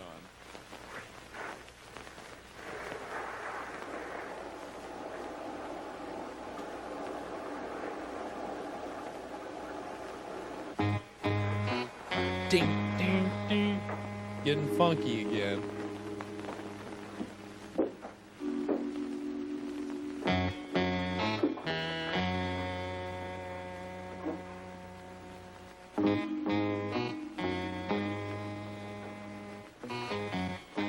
Get out. Dude, Kevin is gonna swing a paint can in your face any minute now. You've got to duck when you're walking down the steps. Oh, and I just realized that now, Kevin, you're in the chat. We have a Kevin in the movie who we were actually Kevin for a little bit. So I just want to clarify that so it doesn't get confusing later when we're talking about Kevin. Uh-oh. Wait, what? Ah! Oh my God. I guess she's Kevin. She's the Kevin now. You did it, Kevin. You can't tell them you've been away from this house. You did it. You did it. Oh, you can't do this, Kevin. I won't let you. It isn't fair.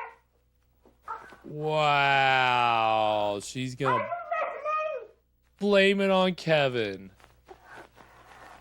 And that is gonna take us to our second break. Wow. Well, we're 2/3 of the way through the movie, and I mean, there you go. I guess now we know. Outside of the Kevin in our chat, there now is no Kevin. There's only the Kevin. The only other Kevin is the one that exists in her mind. So that's a revelation to get right before the break, I gotta say. Yeah, multiple personalities. This is a Sybil type scenario, as Noah points out. I don't know. It so far, I gotta say, I'm enjoying it. We got a couple more murders there in that second part. So, you know, anytime we got a little bit of a body count going on, you have my intrigue, you're keeping my interest. But now that we know that it is in fact Leslie and not Kevin, I mean, it's kind of should have seen it coming, right? We should have known. But I'd say still pretty good little twist there to give you, along with the murder of poor Bobby, who was he just wanted to ride that horse. And I'm not talking about Leslie. I'm talking about the actual horse. But now he never will. So kind of a sad. But yeah, Alana, this is a good one. I'm having fun with this one. Again, just a movie from the 70s is not something that we get very often on this show. But any movie after, and I hate to always use this as a frame of reference, but anything post Psycho, it's post Psycho, the when you're going with kind of a slasher. I mean, again, Psycho very much proto slasher, but that's kind of what we have here in a certain way. And I think the setting obviously sets it apart here, because again, Brown Rig being from Texas, being a Texas-based filmmaker, a regional filmmaker, I mean, you have to embrace that side of it, and I think that they're really I think we had some atmospheric moments in that. The killing in the barn. I mean, you want to talk about something that comes from a rural frame of mind. I mean, the idea of the sword going through the barn slats. Not just that, but the way that the sequence played out, where the first time it happened, it goes right by her head, but she's faced away from it. So she doesn't know. So that's a great way to start out that sequence, because you're immediately like, huh? And then, then he's he's taunting her, right? He's going around the bar, flop, flop, that's as good as anything you're gonna get in a Scream or a 90, I mean. And again, it comes from the rural setting. Just to think that, okay, the barn slats, and it's a long sword too. That's also kind of what distinguishes this. Again, his one of his earlier horror films, the one that we watched, Don't Look in the Basement, it was Axe Murders. So getting a sword murderer here is certainly unique, but I'm enjoying it. And, I'm interested to see how this one ends. How's this one going to play out? Who knows? But, again, I think that we just have to recognize the whole uniqueness of this coming from a Texas filmmaker, Texas actors, a Texas crew. The value of regional filmmaking, we've talked about it before, but Texas in particular, you may not realize it, but we've watched a good number of regional Texas and Arkansas. There's kind of some overlap with some of the people that they kind of worked in both places. So that's why, we've already talked about Don't Look in the Basement, but that's why we include Encounter with the Unknown in the conversation, which was filmed in Arkansas, but features some of the same cast that's in tonight's movie and some of the same crew. So there's, at this time in Texas, 1972 to 1974, there had kind of been this model of success established in Texas for filmmakers, that you could make movies there, have deals with studios based out of Hollywood and make money. And, we talked earlier about how the director of tonight's film, Brownie, his mentor was Larry Buchanan, who did some movies that we've seen on the show out of Texas, Attack of the Eye Creatures and oh god, it was Creature Destruction. And Brownrigg did like sound for like 4 of his movies, and edited another one of his movies. So you know, a lot of people kind of got their start in the 60s under Buchanan, and then he got to deal with American International Pictures to make those movies that Brownrigg worked on. Those were TV movies that were just remakes of earlier AIP films. American International Pictures and Roger Corman, coincidentally enough,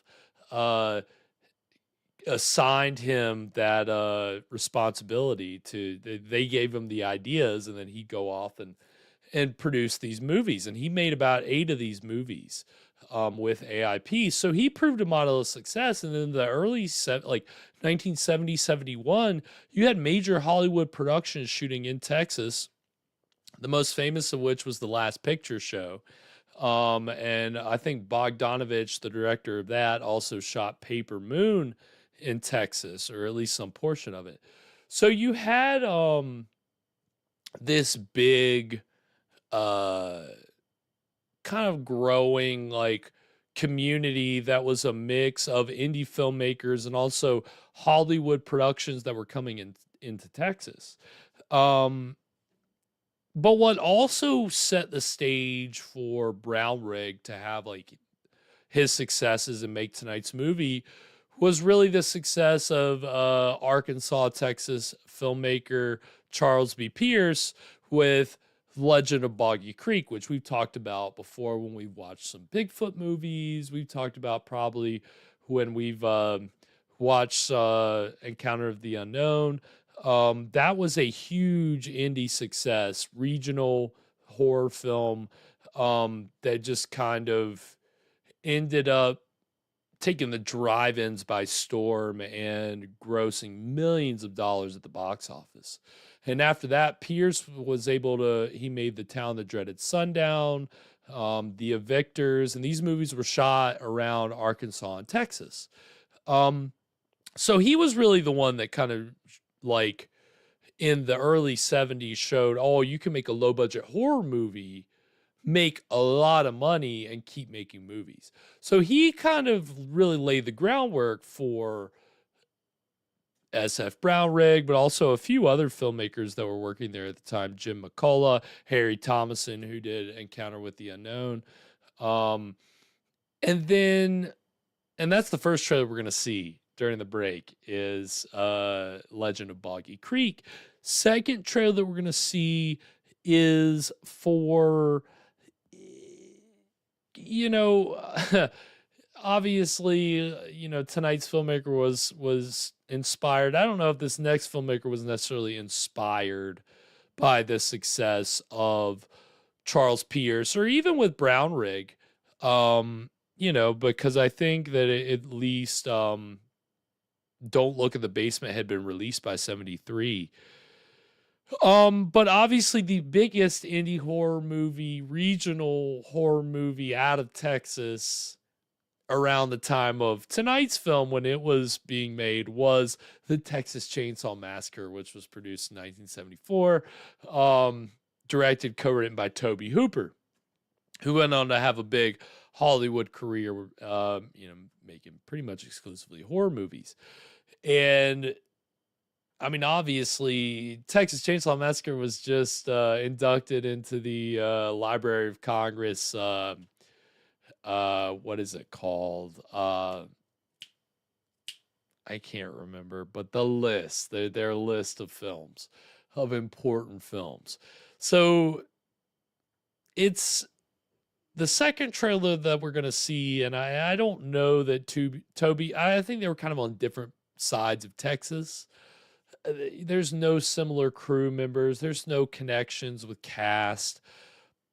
But I'm sure that Hooper saw kind of, I mean, certainly Boggy Creek, but he probably had some awareness of Brown Rig and McCullough and Thomason and some of these other guys that were running around Texas trying to make their indie horror movie to see if it would hit. And, at least for Brown Rig, Don't Look in the Basement, that really kind of took off in a way that he couldn't have expected. But, I think that it's always funny how, we get a scope in regional films. We still get a scope and kind of larger trends. And of course, Boggy Creek set off large trends that permeated all the way to something like Blair Witch, but then Texas Chainsaw Massacre. So this little regional indie horror film community in Texas did pretty good, I gotta say. It's grossed many millions of dollars. So we're gonna see these trailers for The Legend of Boggy Creek and the Texas Chainsaw Massacre. And then when we come back, we'll get into the exciting conclusion of Keep My Grave Open. So stick around. We'll be right back.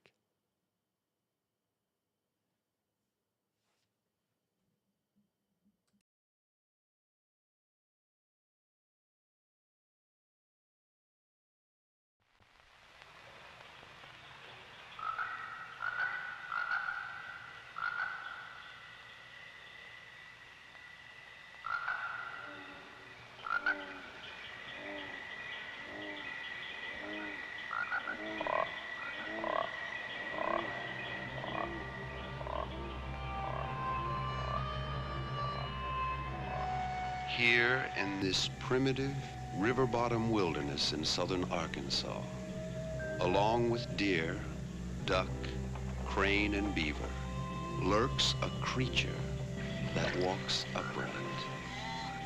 Whether it is a man, a monster, or a myth, no one really knows. What we do know is the people around Fouke, Arkansas say they have seen such a creature nearly 250 times since 1954. And that this creature, whatever it is, emits one of the most terrifying sounds ever recorded.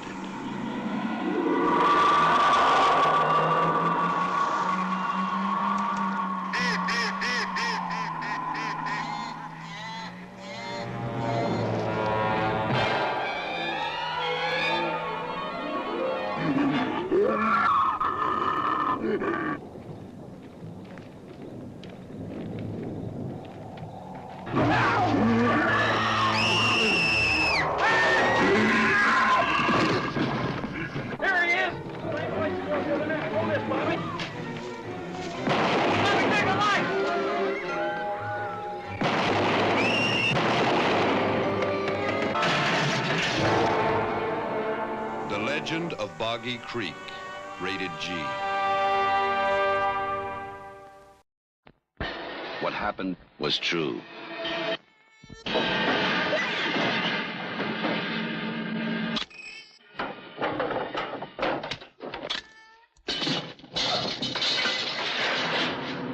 The most bizarre and brutal series of crimes in America.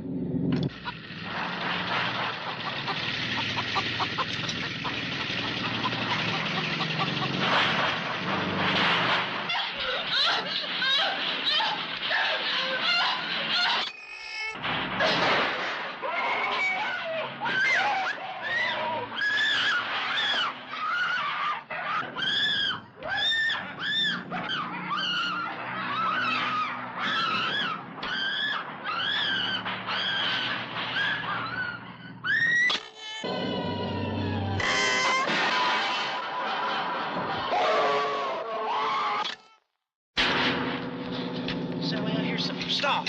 Stop! This is the movie that is just as real,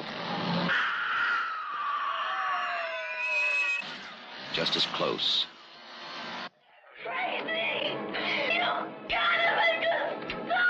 just as terrifying as being there. Even if one of them survives, what will be left? The Texas Chainsaw Massacre. After you stop screaming, you'll start talking about it.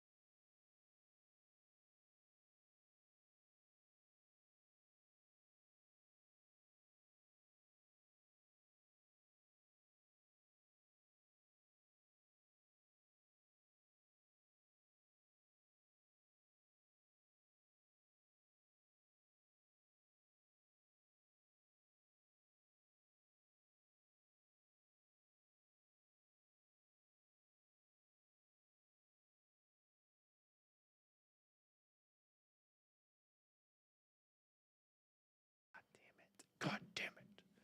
So the reason, but it's true. The reason why I forgot to turn my mic back on is because right before I had to come back on, all these books fell over and the movies. So I was trying to rearrange them before the trailers ended. That's why then the bumper lasted long. And then in all that, getting all that back together, forgot to turn my mic on. So that's on me. But we're good now. So my apologies for that.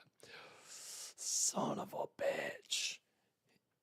Anyway, it doesn't matter. All I said was Boggy Creek, Texas Chainsaw Massacre, great, important movies.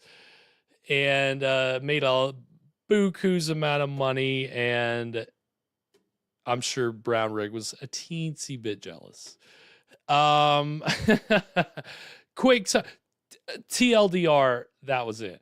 But no, I mean, a lot of the, even though the like Brown Riggs films, I mean, they're totally different from Texas Chainsaw and even Boggy Creek, and even though they didn't have that kind of impact, I think that he still exercised that he had a very particular style.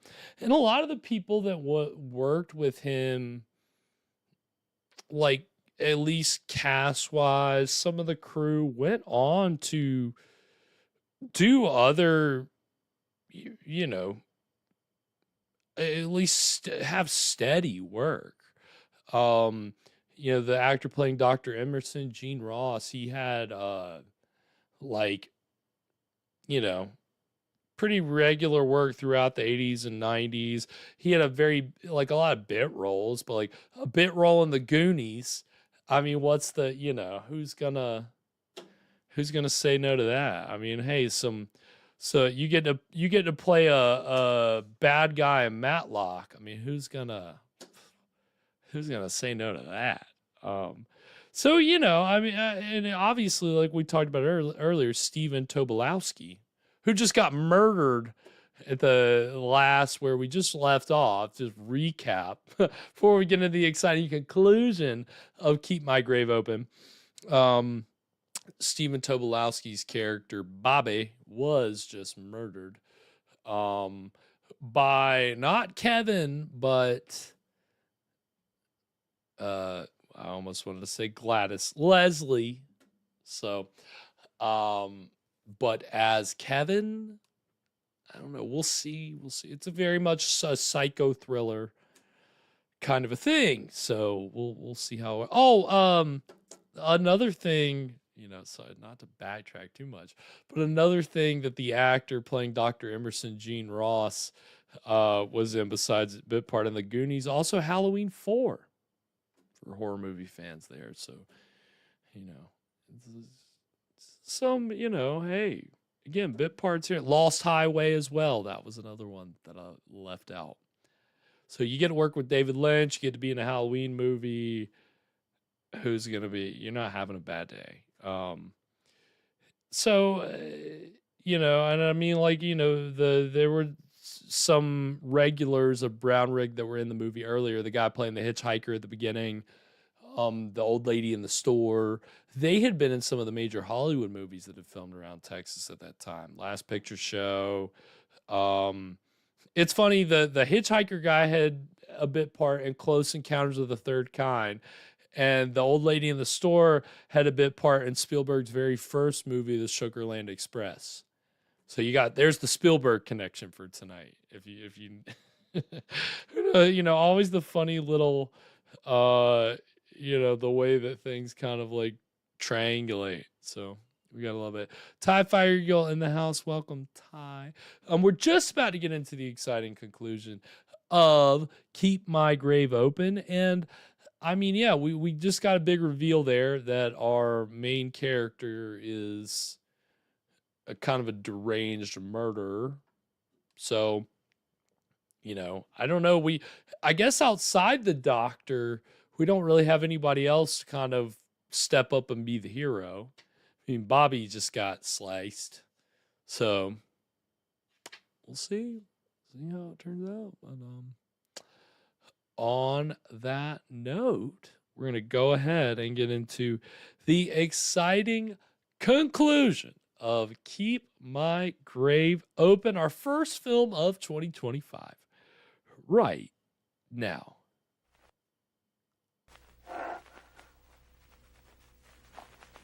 Oh, no, Kevin, no, please.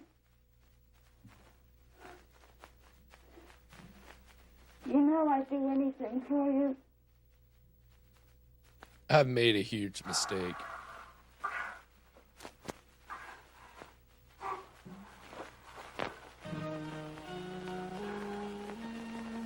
I thought it was over. No, serious. There's more.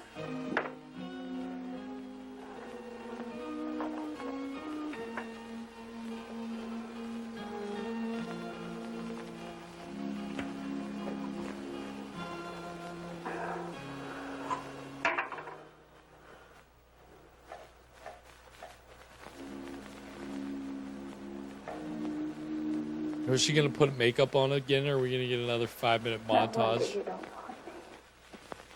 It's only $25. How much time do I get? How much time do you need? Whoa. Let's make it $15. $22.50. Wow. Yeah. How about $17.50? How much money do you have in both pockets? How much do I have in both pockets? Yeah. I'll tell you what, I've got $20. Period. Now, what have you got? I got myself a deal. Ayo. Let's get it on. Oh my God.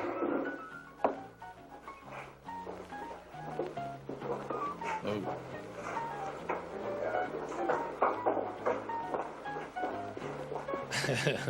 Bet you didn't get enough. She didn't get enough. I believe that's the the doctor from Don't Look in the Basement. The same actress, Annabelle Wheaton. Can I help you? Are you Clara? Yeah, I'm Clara. Yeah, that's Annabelle Wheaton. I don't know why she's dressed like Mrs. Furley, but Sure. You do this before? It's not for me. Honey, it never is. Mrs. Roper. I'm thinking of I always She's think more down your Furley line. first, Mrs. Twinkle won't Roper. take care of you like I can. The Ropers. She was recommended. It's for a friend. A house call? That's expensive. And in advance. I have the money.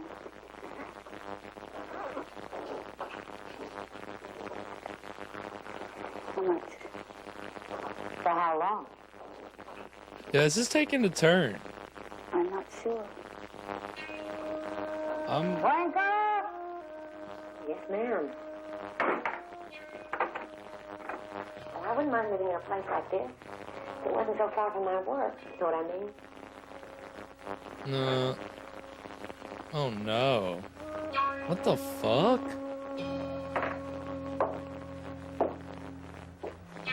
Meet my brother, Kevin. Are we going to have drinks first? Perhaps later with Kevin. But then you won't mind if I smoke a bit? Not at all. It's nothing personal. It's just that I'm a lot better if I have a little something to get me off. You know what I mean? Wow. We'll be more comfortable waiting in his home.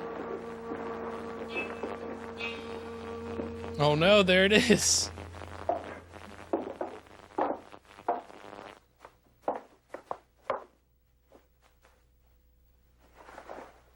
Whoa, big lamp.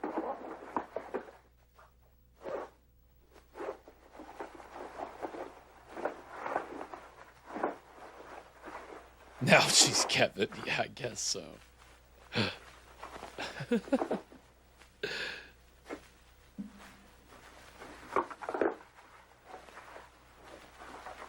Here.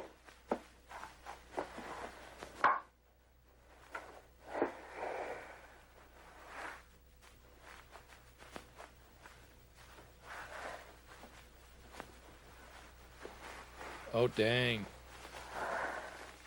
Yep, she's Kevin. Okay. Just what kind of a game is this? Mm. I ain't a freak, you know. No, No. And I don't go in for that three-way business either. neither do I.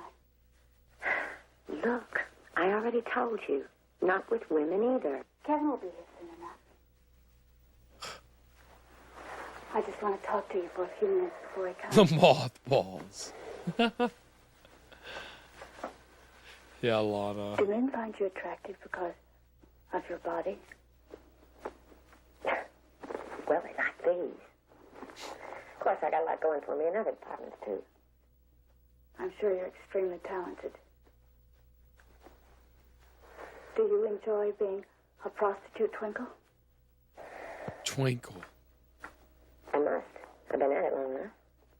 Don't you find that men are physically unclean? You mean dirty? Yes, dirty. Well, most of them are, I guess. Doesn't it bother you? I mean that men are dirty. Look, you start getting choosy in this business, pretty soon you're out of business. Like Ma used to say, it all comes off in the wash. Is that so? Yeah.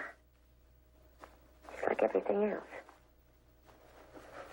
You get dirty, and then you wash.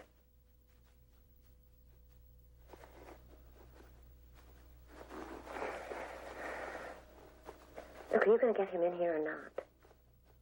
I don't have all night. Oh no. Of course, if you want me to go get him, I'd be glad. It's time to get ready.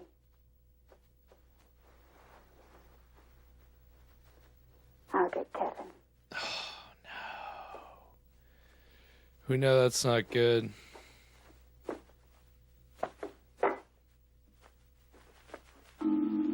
Ding.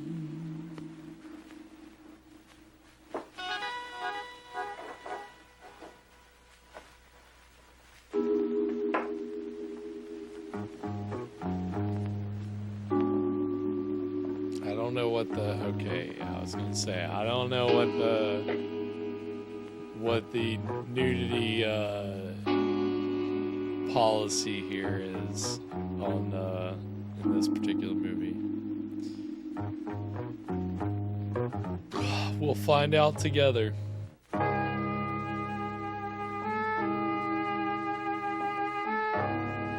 Yep, Kevin. Hi. Oh no. I'm Twinkle. So you're Kevin, huh? Twinkle. Well, come on. Heard a lot about you. Got me all worked up. Just wait for you.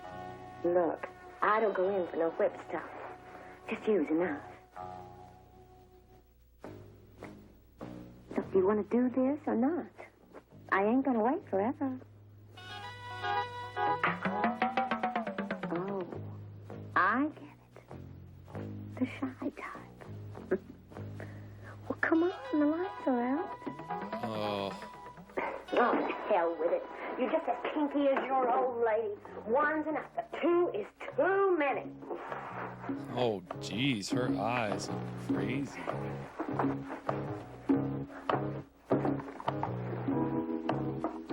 It ain't worth it.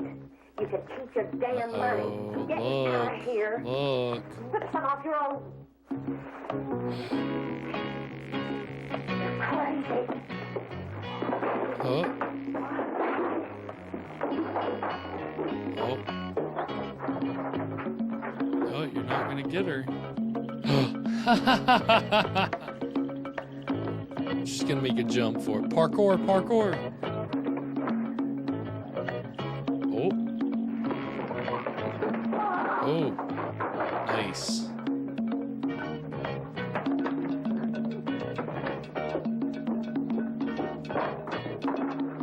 Oh no, there's no key. Oh, she's walking. She's got the serial killer fast walk going. That's so funny. Of course she tripped. Yep, there it is. My goodness.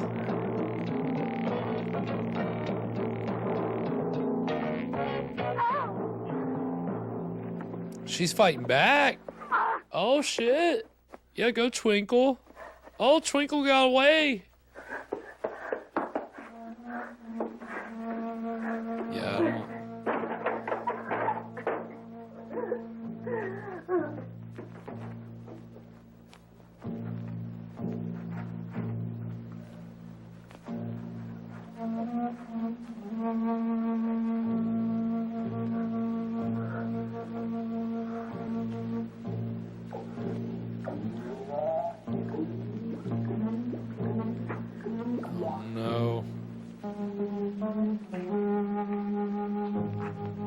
Yeah, who knew we were getting a final girl out of nowhere? Like, third act. That's like, oh, let's have her go to a brothel so we can get a final girl in here. I just hope she makes it.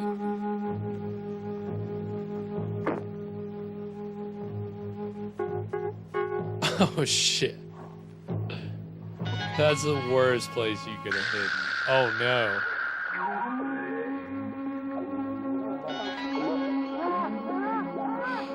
Oh. Oh. Bodies. Man, you chose the wrong place to hide.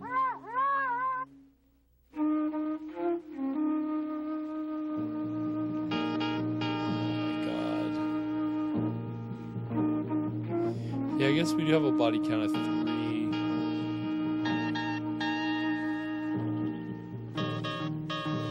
Just put them on the card. Pretty wild. Don't give it away.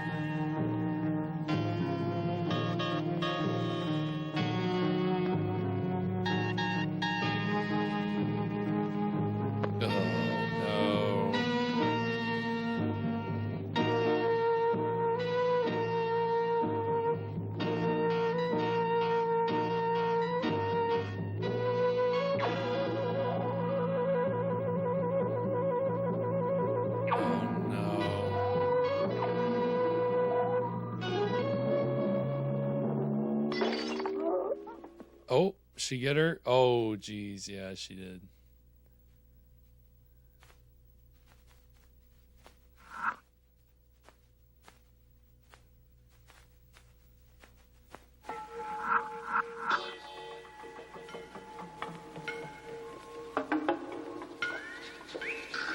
Yeah, she wasn't being, like, you know, incognito enough.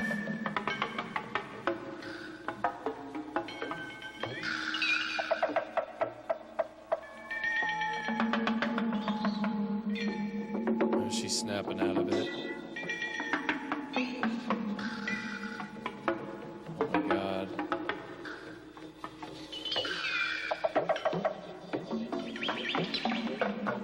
Dang.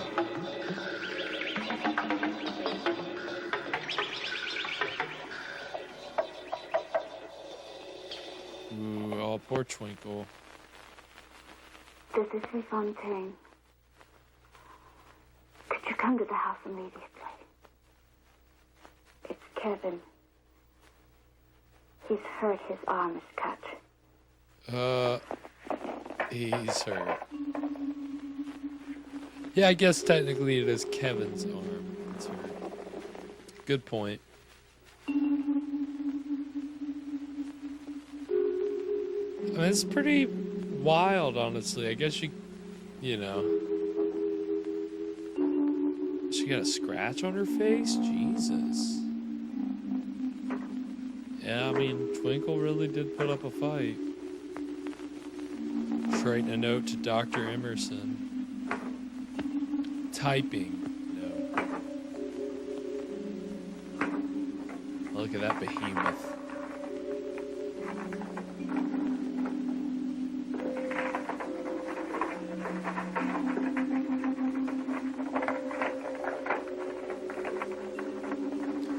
Oh, she got a will all ready to go.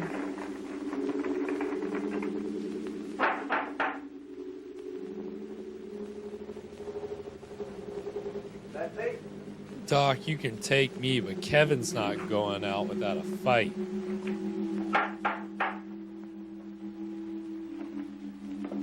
That means Dr. Emerson.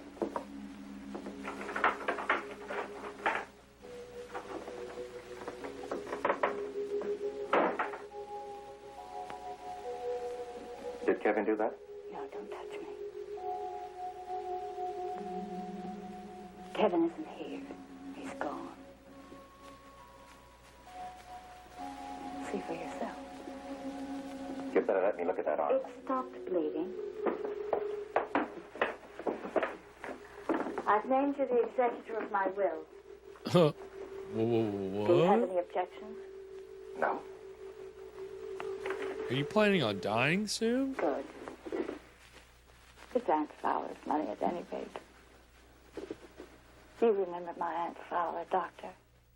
Yes. For all those years,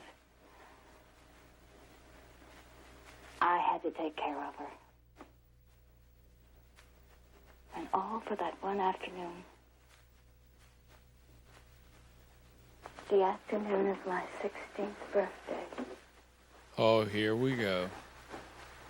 I'd come in from school and bathed and put on my robe. I heard the door open behind me.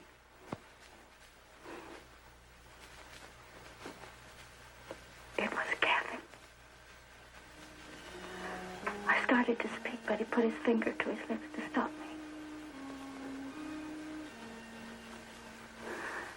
Aunt Fowler would never permit us to visit each other in our rooms. He held Understandable. his other hand behind him. I knew my birthday present was in that hand. A dress we had seen together at the Ladies' Aid rummage sale. Yeah, no. I wanted that dress so badly.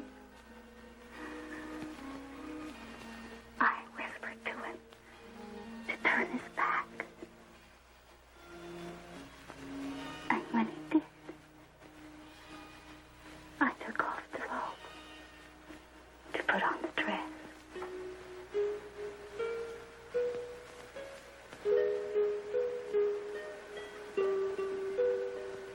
The door opened.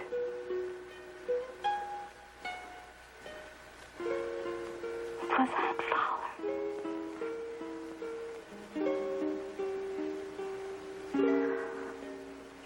I clutched my dress to my breast to hide them.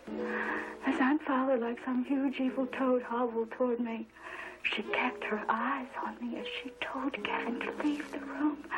Her hand came at me and ripped the dress from me. It's her fault Kevin saw my boobs. Leaving me naked in front of her.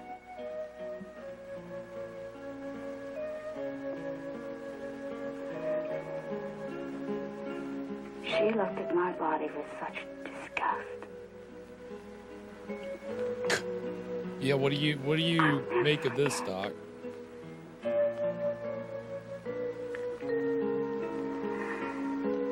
She didn't even let him say goodbye to me.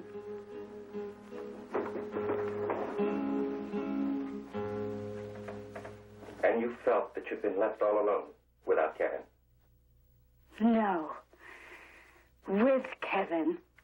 Always with Kevin. Of course you couldn't know that.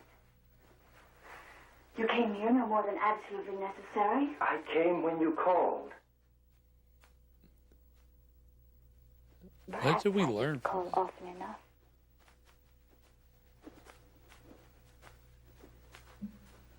Tell me, Doctor. Do you find me sexually desirable? Do you? Whoa. Don't you want to touch me, make love to me? Is that what you want? This is your big chance, Doctor. The patient is willing. Run, Doc. Alone. Let me look at the heart. You've got to let me get you out of here. Inspect, you're filthy. We don't want fighters.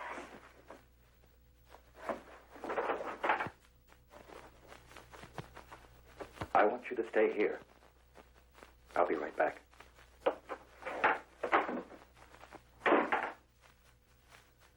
I'm not leaving this house.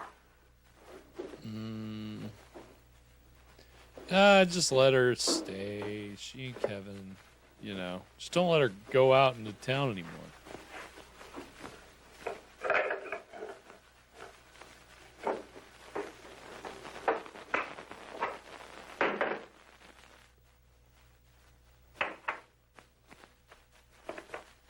Oh shit. Uh-oh.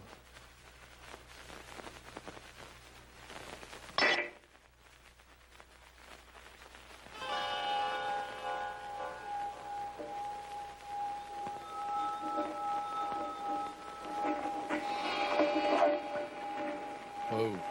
Oh. Oh no. No. Ugh. Ugh. Oh, ew. Oh. There's glass in that, right? I don't like that. It's hard to watch.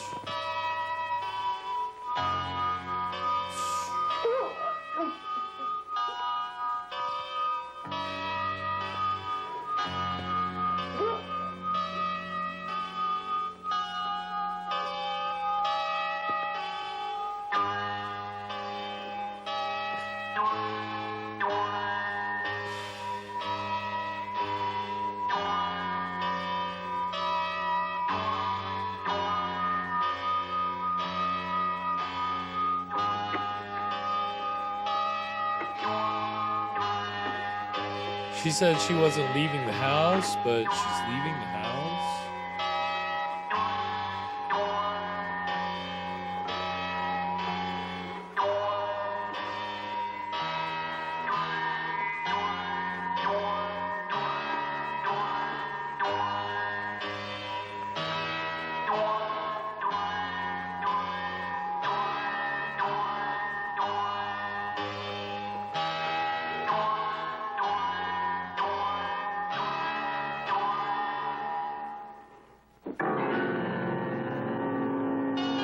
What?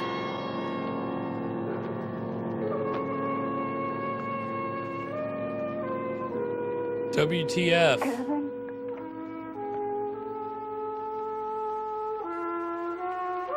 Oh my god, she's just fucking...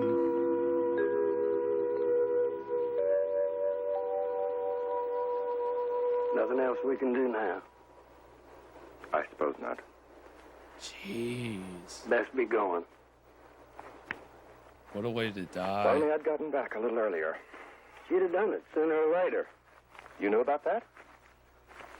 Small town, Doc.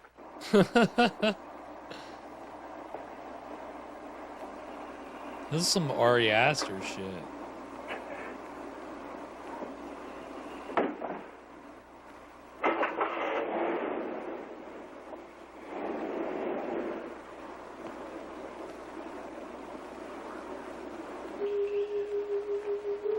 What?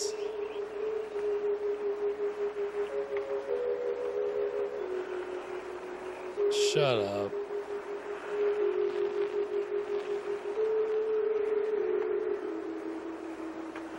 Well, Leslie?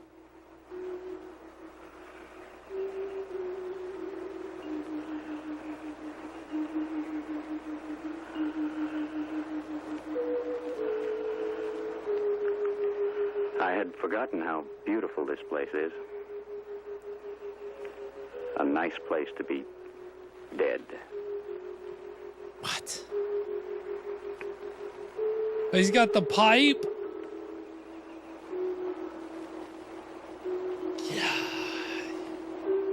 Kevin cannot be real. Are you kidding me?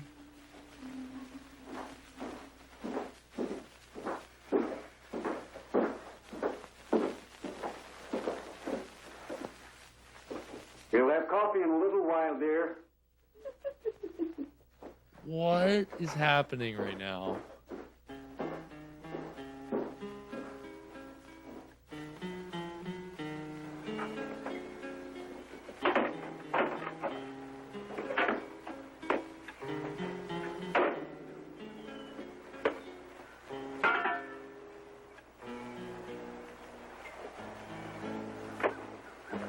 The least you could have done was bury them for me.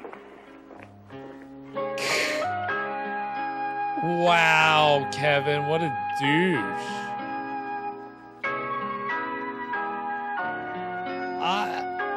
I don't even know what to think about that, to be honest with you. Like,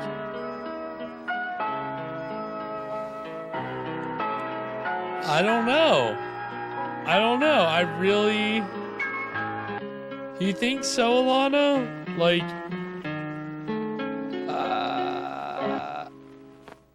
I don't know. Wow, that was Keep My Grave Open, and that ending was wild. I mean, let's go ahead and try to dissect this real quick, because it just, what my brain is doing now is trying to reframe the entire movie around the idea of Kevin actually being present. Because that's what that was, right? Kevin's there. He's alive. He's doing his thing. So it's... I'm just trying to, like, figure out... It makes it more fucked up, to be honest with you, if Kevin was alive the whole time, versus all she's just got multiple, like, her boyfriend, husband, their relationship is so fucked that she literally pretends to be him, and he is so passive aggressive with her that he barely interacts with her, which is so evident in his final line there, where he's like, oh, least you could have done was bury him for me. Like, what? That is ridiculous. That like, it makes the movie a lot better. I'll be honest with you. When I think about it more, I like it more. Like, at first I don't like it. I'm like, what? Dumb. But the more that I think about it, the more I'm like, I actually like the idea of thinking that Kevin was just there the whole time, because it makes it so much more complex. It makes it like so much more of a thing of like, well, if Kevin was there, like,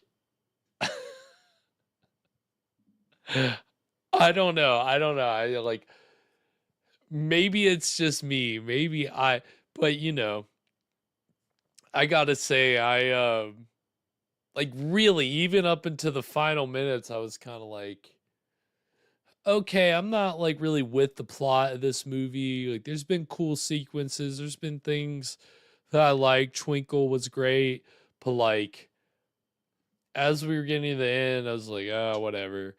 And then just the little bit that they had there in the end with Kevin, I'm like, all right, it's a totally different movie now. Like, and my brain is just taking time to wrap itself around that.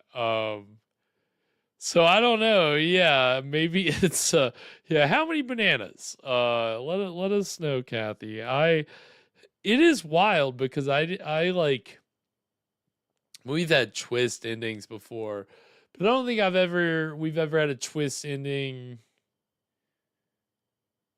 Like, not to say that I didn't see this coming, but like a twist ending where I'm like, oh, okay, well, that literally affects the entire movie and what we just, again, it's about perspective, right? Like, we literally had that moment where we were in Kevin's perspective and we were like, oh, well, we're Kevin, Kevin's not real. She's Kevin. You know, we like when she killed Steven Tobolowsky's, when she killed Bobby, we're like, all right, well, she's wacko. But like the idea of like, well, she's wacko, but also Kevin is too, and he's there. They're just wacko together, and we saw that when we were Kevin for a little bit. Like, it's a lot to wrap your head around in a very like fun, interesting way. So I gotta say, like the ending of that movie, very rarely does the ending of a movie totally make me be like, whoa, I actually love the rest of it. Cause even there's still stuff I'm not clear on. Like, I couldn't tell you why, like when she was like, oh, the day everything changed, when Kevin pulled my dress down and my aunt saw me naked. Like, maybe I missed, let me know if I missed something. Did something else happen, or was just that story? Like, because I didn't know, and then Kevin killed her, or then Kevin killed himself. Like, I don't know what. Like, she told that story to the doctor, and I was just like, all right, like,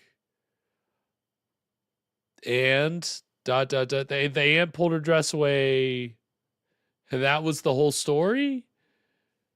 Because that was what I was thinking. Okay, well, that's how Kevin, like the day Kevin died, something that happened, and then something. But then we see Kevin's alive, and it's just like, oh no, they just have a really weird, fucked up family thing going on. It's just wild, you know? Like, the more that you think about it, the wilder it gets, to be totally honest with you. It's deceptive because I just didn't think that. Again, it's an example of an ending really kind of making a difference in an unforeseeable way. So I'm with it, man. I actually really, really enjoyed that more than I thought that I was going to. Yeah, I've been thinking about this one for a while too. Yeah, I mean, and I don't know, like, in a way, maybe I'm overreaching, but in a way, it kind of reminds me almost of Scared to Death a little bit, and just how like strange and weird and ridiculous it is. Because that's a strange and weird and ridiculous movie that I love. And it does make your head hurt. 100% agree. But I think there's a charm to that, you know. That's kind of part of the fun of a movie like that, was just, and you know, not to mention the fact that it was a slasher, kind of a proto slasher, where the slasher is a woman, you know, and some pretty interesting kill sequences. So that's not something that is really talked about with this movie. Obviously, don't want to give away anything, but I think that's kind of notable. You know, I think that Leslie as a slasher killer is kind of interesting. And again, if Kevin really is there, is Kevin just is he just letting Leslie kill these people? Is Kevin partaking in the crimes? Like, what's his level of complicity? That's only for us to guess at this point. But I do think that it's funny that you know, she's doing all this horrible stuff, and if Kevin is just there, he's just there, you know.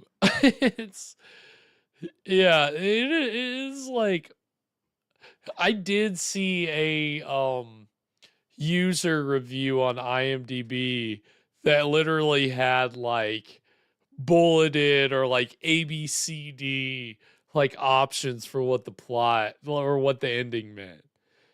And like on the whole plot and all that. And I didn't read it. I just saw it and I was like, whoa, that's a lot. Like, and just, you know, didn't think too much of it. But now I'm going to have to go back and read that because it clearly somebody else had some theories on how the whole thing played out. So I want to dig into those because that is like, that's what I love about Scared to Death. When I was a kid, it was a movie that just left me like trying to connect the dots because it was like, well, if how does this make sense? What's the, you know? So I always love when I can find a movie that does that, where the ending totally, it's like, okay, well, if that's the ending, then what about all this other stuff?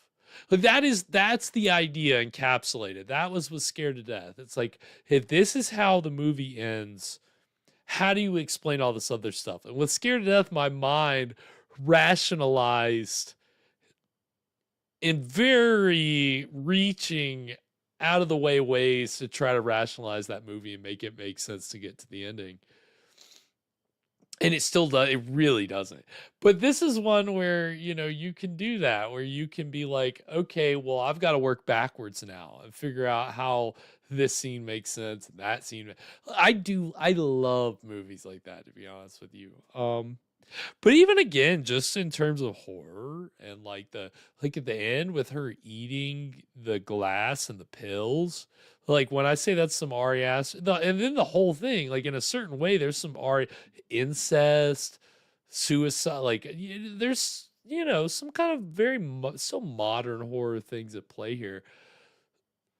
So I even as we were watching it, I didn't necessarily have strong feelings on it, but I'm starting to feel this one's a little more underrated than people give it credit for. I don't know. I love to know what you guys think. Because y'all, you know, y'all watch the whole thing too. So I'm interested to know if this is one that y'all will come back to. If you're like, yeah, this really wasn't for me. Don't be swayed by my opinion. But to me, this is one of those that it's, you know, it's got some qualities that I find it underrated. So maybe I'm blowing it out of the water a little bit, but I don't know. You know, again, I haven't really gone back and watched what we do in the basement. I'm thinking what we do in the Don't Look in the Basement. I haven't gone back and watched that. It didn't leave me wanting to go back and watch it. This leaves me wanting to go back and watch it. So I think that that's worth something. Yeah. Yeah, yeah, Sears, right? Like, oh, I remember when meds used to be in glass bottles, not this orange plastic shit. Yeah, well, Kathy, that's the same thing with Scared to Death. It's like, I didn't understand that. I've got to watch it again. I love when a movie does that. There's something like, and Kathy, you got to let me know if you actually do go back and watch it, because that's the thing. If a movie makes you want to do that, and then you actually do it, you know, like that was Scared to Death for me. Like that was a movie that I was like, I have to understand this. So I'm gonna watch it again. I'm gonna watch it again. So, and I think that this will be one that I will go back and watch again, and I hope it can be restored. I don't know what the deal is. Again, it was Grindhouse releasing restored Scum of the Earth for Blu-ray. So, David Zolkin, who was writing the Brownie Brown Rig biography, and was also behind that restoration. I'd love to see a restoration of this film, much like I'd like to see a restoration of Scared to Death, but that's a campaign we're going to have to champion separately down the road. We'll talk about that at some point. But yeah, that was Keep My Grave Open, and I gotta say it was an enjoyable film, and this is now we know we can stream it live, so it'll be in the rotation for sure. But a good psychological thriller to bring in 2025, and we're gonna keep it rolling, and we're keeping season 12 rolling with we already had kind of like the peak Old Dark House film earlier this season when we watched The Cat and the Canary, which was style wise, like story wise, so much of it was just like amazing and enjoyable, and we're really kind of like we're kind of spoiled in a certain way with how many Old Dark House movies there are in the public domain, because there's a lot. Where we kind of run into the issue of quality, how many are good, how many are not. Again, this show isn't really about that. We try to enjoy movies regardless, if they're actually really any good or not. Suffice to say, there's a lot of Old Dark House movies of varying quality, and we're still just scratching the surface. So next Friday, we're going to get a little more of an obscure early 30s Old Dark House film, The Rogue's Tavern from 1934. Poverty Row outfit. Not really. Drunk Review, thank you, appreciate it. Glad, thanks for popping in. Yeah, I mean, again, we're just loving the public domain classics over here. We had a really good one tonight. Next week, The Rogue's Tavern. I don't know. It's not really. I haven't seen it, so at the very least, if we keep this track record up of movies I haven't seen, maybe I'll just love all of them. We can only hope. But I think it's next week's movie's got Wallace Ford in it, who, he was in The Ape Man and in a lot of other classic movies that we haven't watched on this show, but Freaks, which 3 years until Freaks gets into the public domain. Again, that's the beauty of this public domain show, is that we could keep doing it because so many great horror movies are going to enter the public domain forever. So, unless anything changes, knock on wood, hopefully everything's good. But we're, that means we will have plenty of Old Dark House movies to work our way through. And next week will just be another notch on the chart. So we're going to enjoy that next week. And, again, at that point, we'll be about halfway through season 12. So we'll be carrying the rest of the season through the winter, through about like early Feb, middle of February. And then we'll take a couple weeks off, and then we'll get started on season 13. So that'll be special. And also the start of our 4th year. It'll mark 3 full years, and then we'll be starting our 4th year. So it'll be really crazy. But we've still got another half of a season to enjoy with season 12, and some other gems coming up, I think. Pretty much all movies I haven't seen. Yeah, we're at a point in the show where most of these movies I haven't seen. So looking forward to next week, so please join us for that. We'll see if I get back on track with The Great Alaskan Mystery, I'm kind of trying to decide whether or not I should. With Evan not being here, should I? Yeah, I don't know. We'll see. Let me know if you guys want me to keep going with the Great Alaskan Mystery. We'll probably have to do like 2 chapters a night. But we can keep going with it. And of course, Scream Stream Arcade. I didn't beat the Manos game yet, but I've even thought about if I did play again, playing a different game for a little bit. Alana actually gave me that idea, so we'll see. So next week there may be some of the other streams, but at the very least, we'll be back with another feature on Friday with the Rogues Tavern. So really want to thank everybody for tuning in tonight and chatting. Had a very lively chat tonight. Kathy, Alana, Sears, Noah, Kevin, the Drunk Review. I see Apple Knocker popping in here. And I want to make sure, I think William was in here earlier. I know we had somebody else, but if I left anybody out, I really appreciate everybody tuning in tonight. And of course, every Friday, you guys, again, we're kicking off the year right. I mean, again, I don't think any of you guys were watching this time last year. So we really, again, I said it last week's episode, ending off 2024, but again, coming into 2025, can't say enough how much I appreciate you guys watching along, enjoying these movies with us, learning with us, all that good stuff. So we're gonna keep bringing you guys hopefully premium content, hopefully some new stuff. And again, feedback is always appreciated.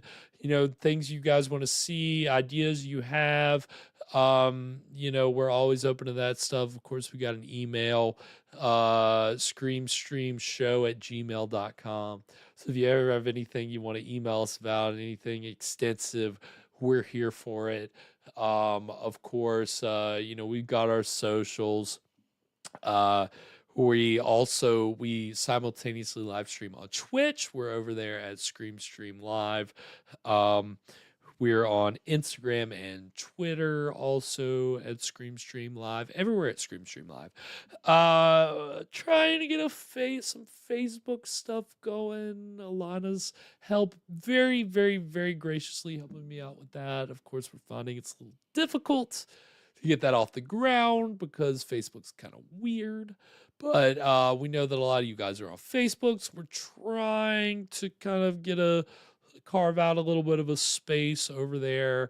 But please, check us out on the other socials. But if you're here on YouTube, like, subscribe, share, all that good stuff. We really appreciate all the support, and I hope to bring you plenty of fun public domain horror movies and maybe some new things in 2025. So just appreciate the support, and gonna keep the Scream stream going strong. So again, appreciate everybody watching tonight, and I guess until next week, sweet screams, everybody.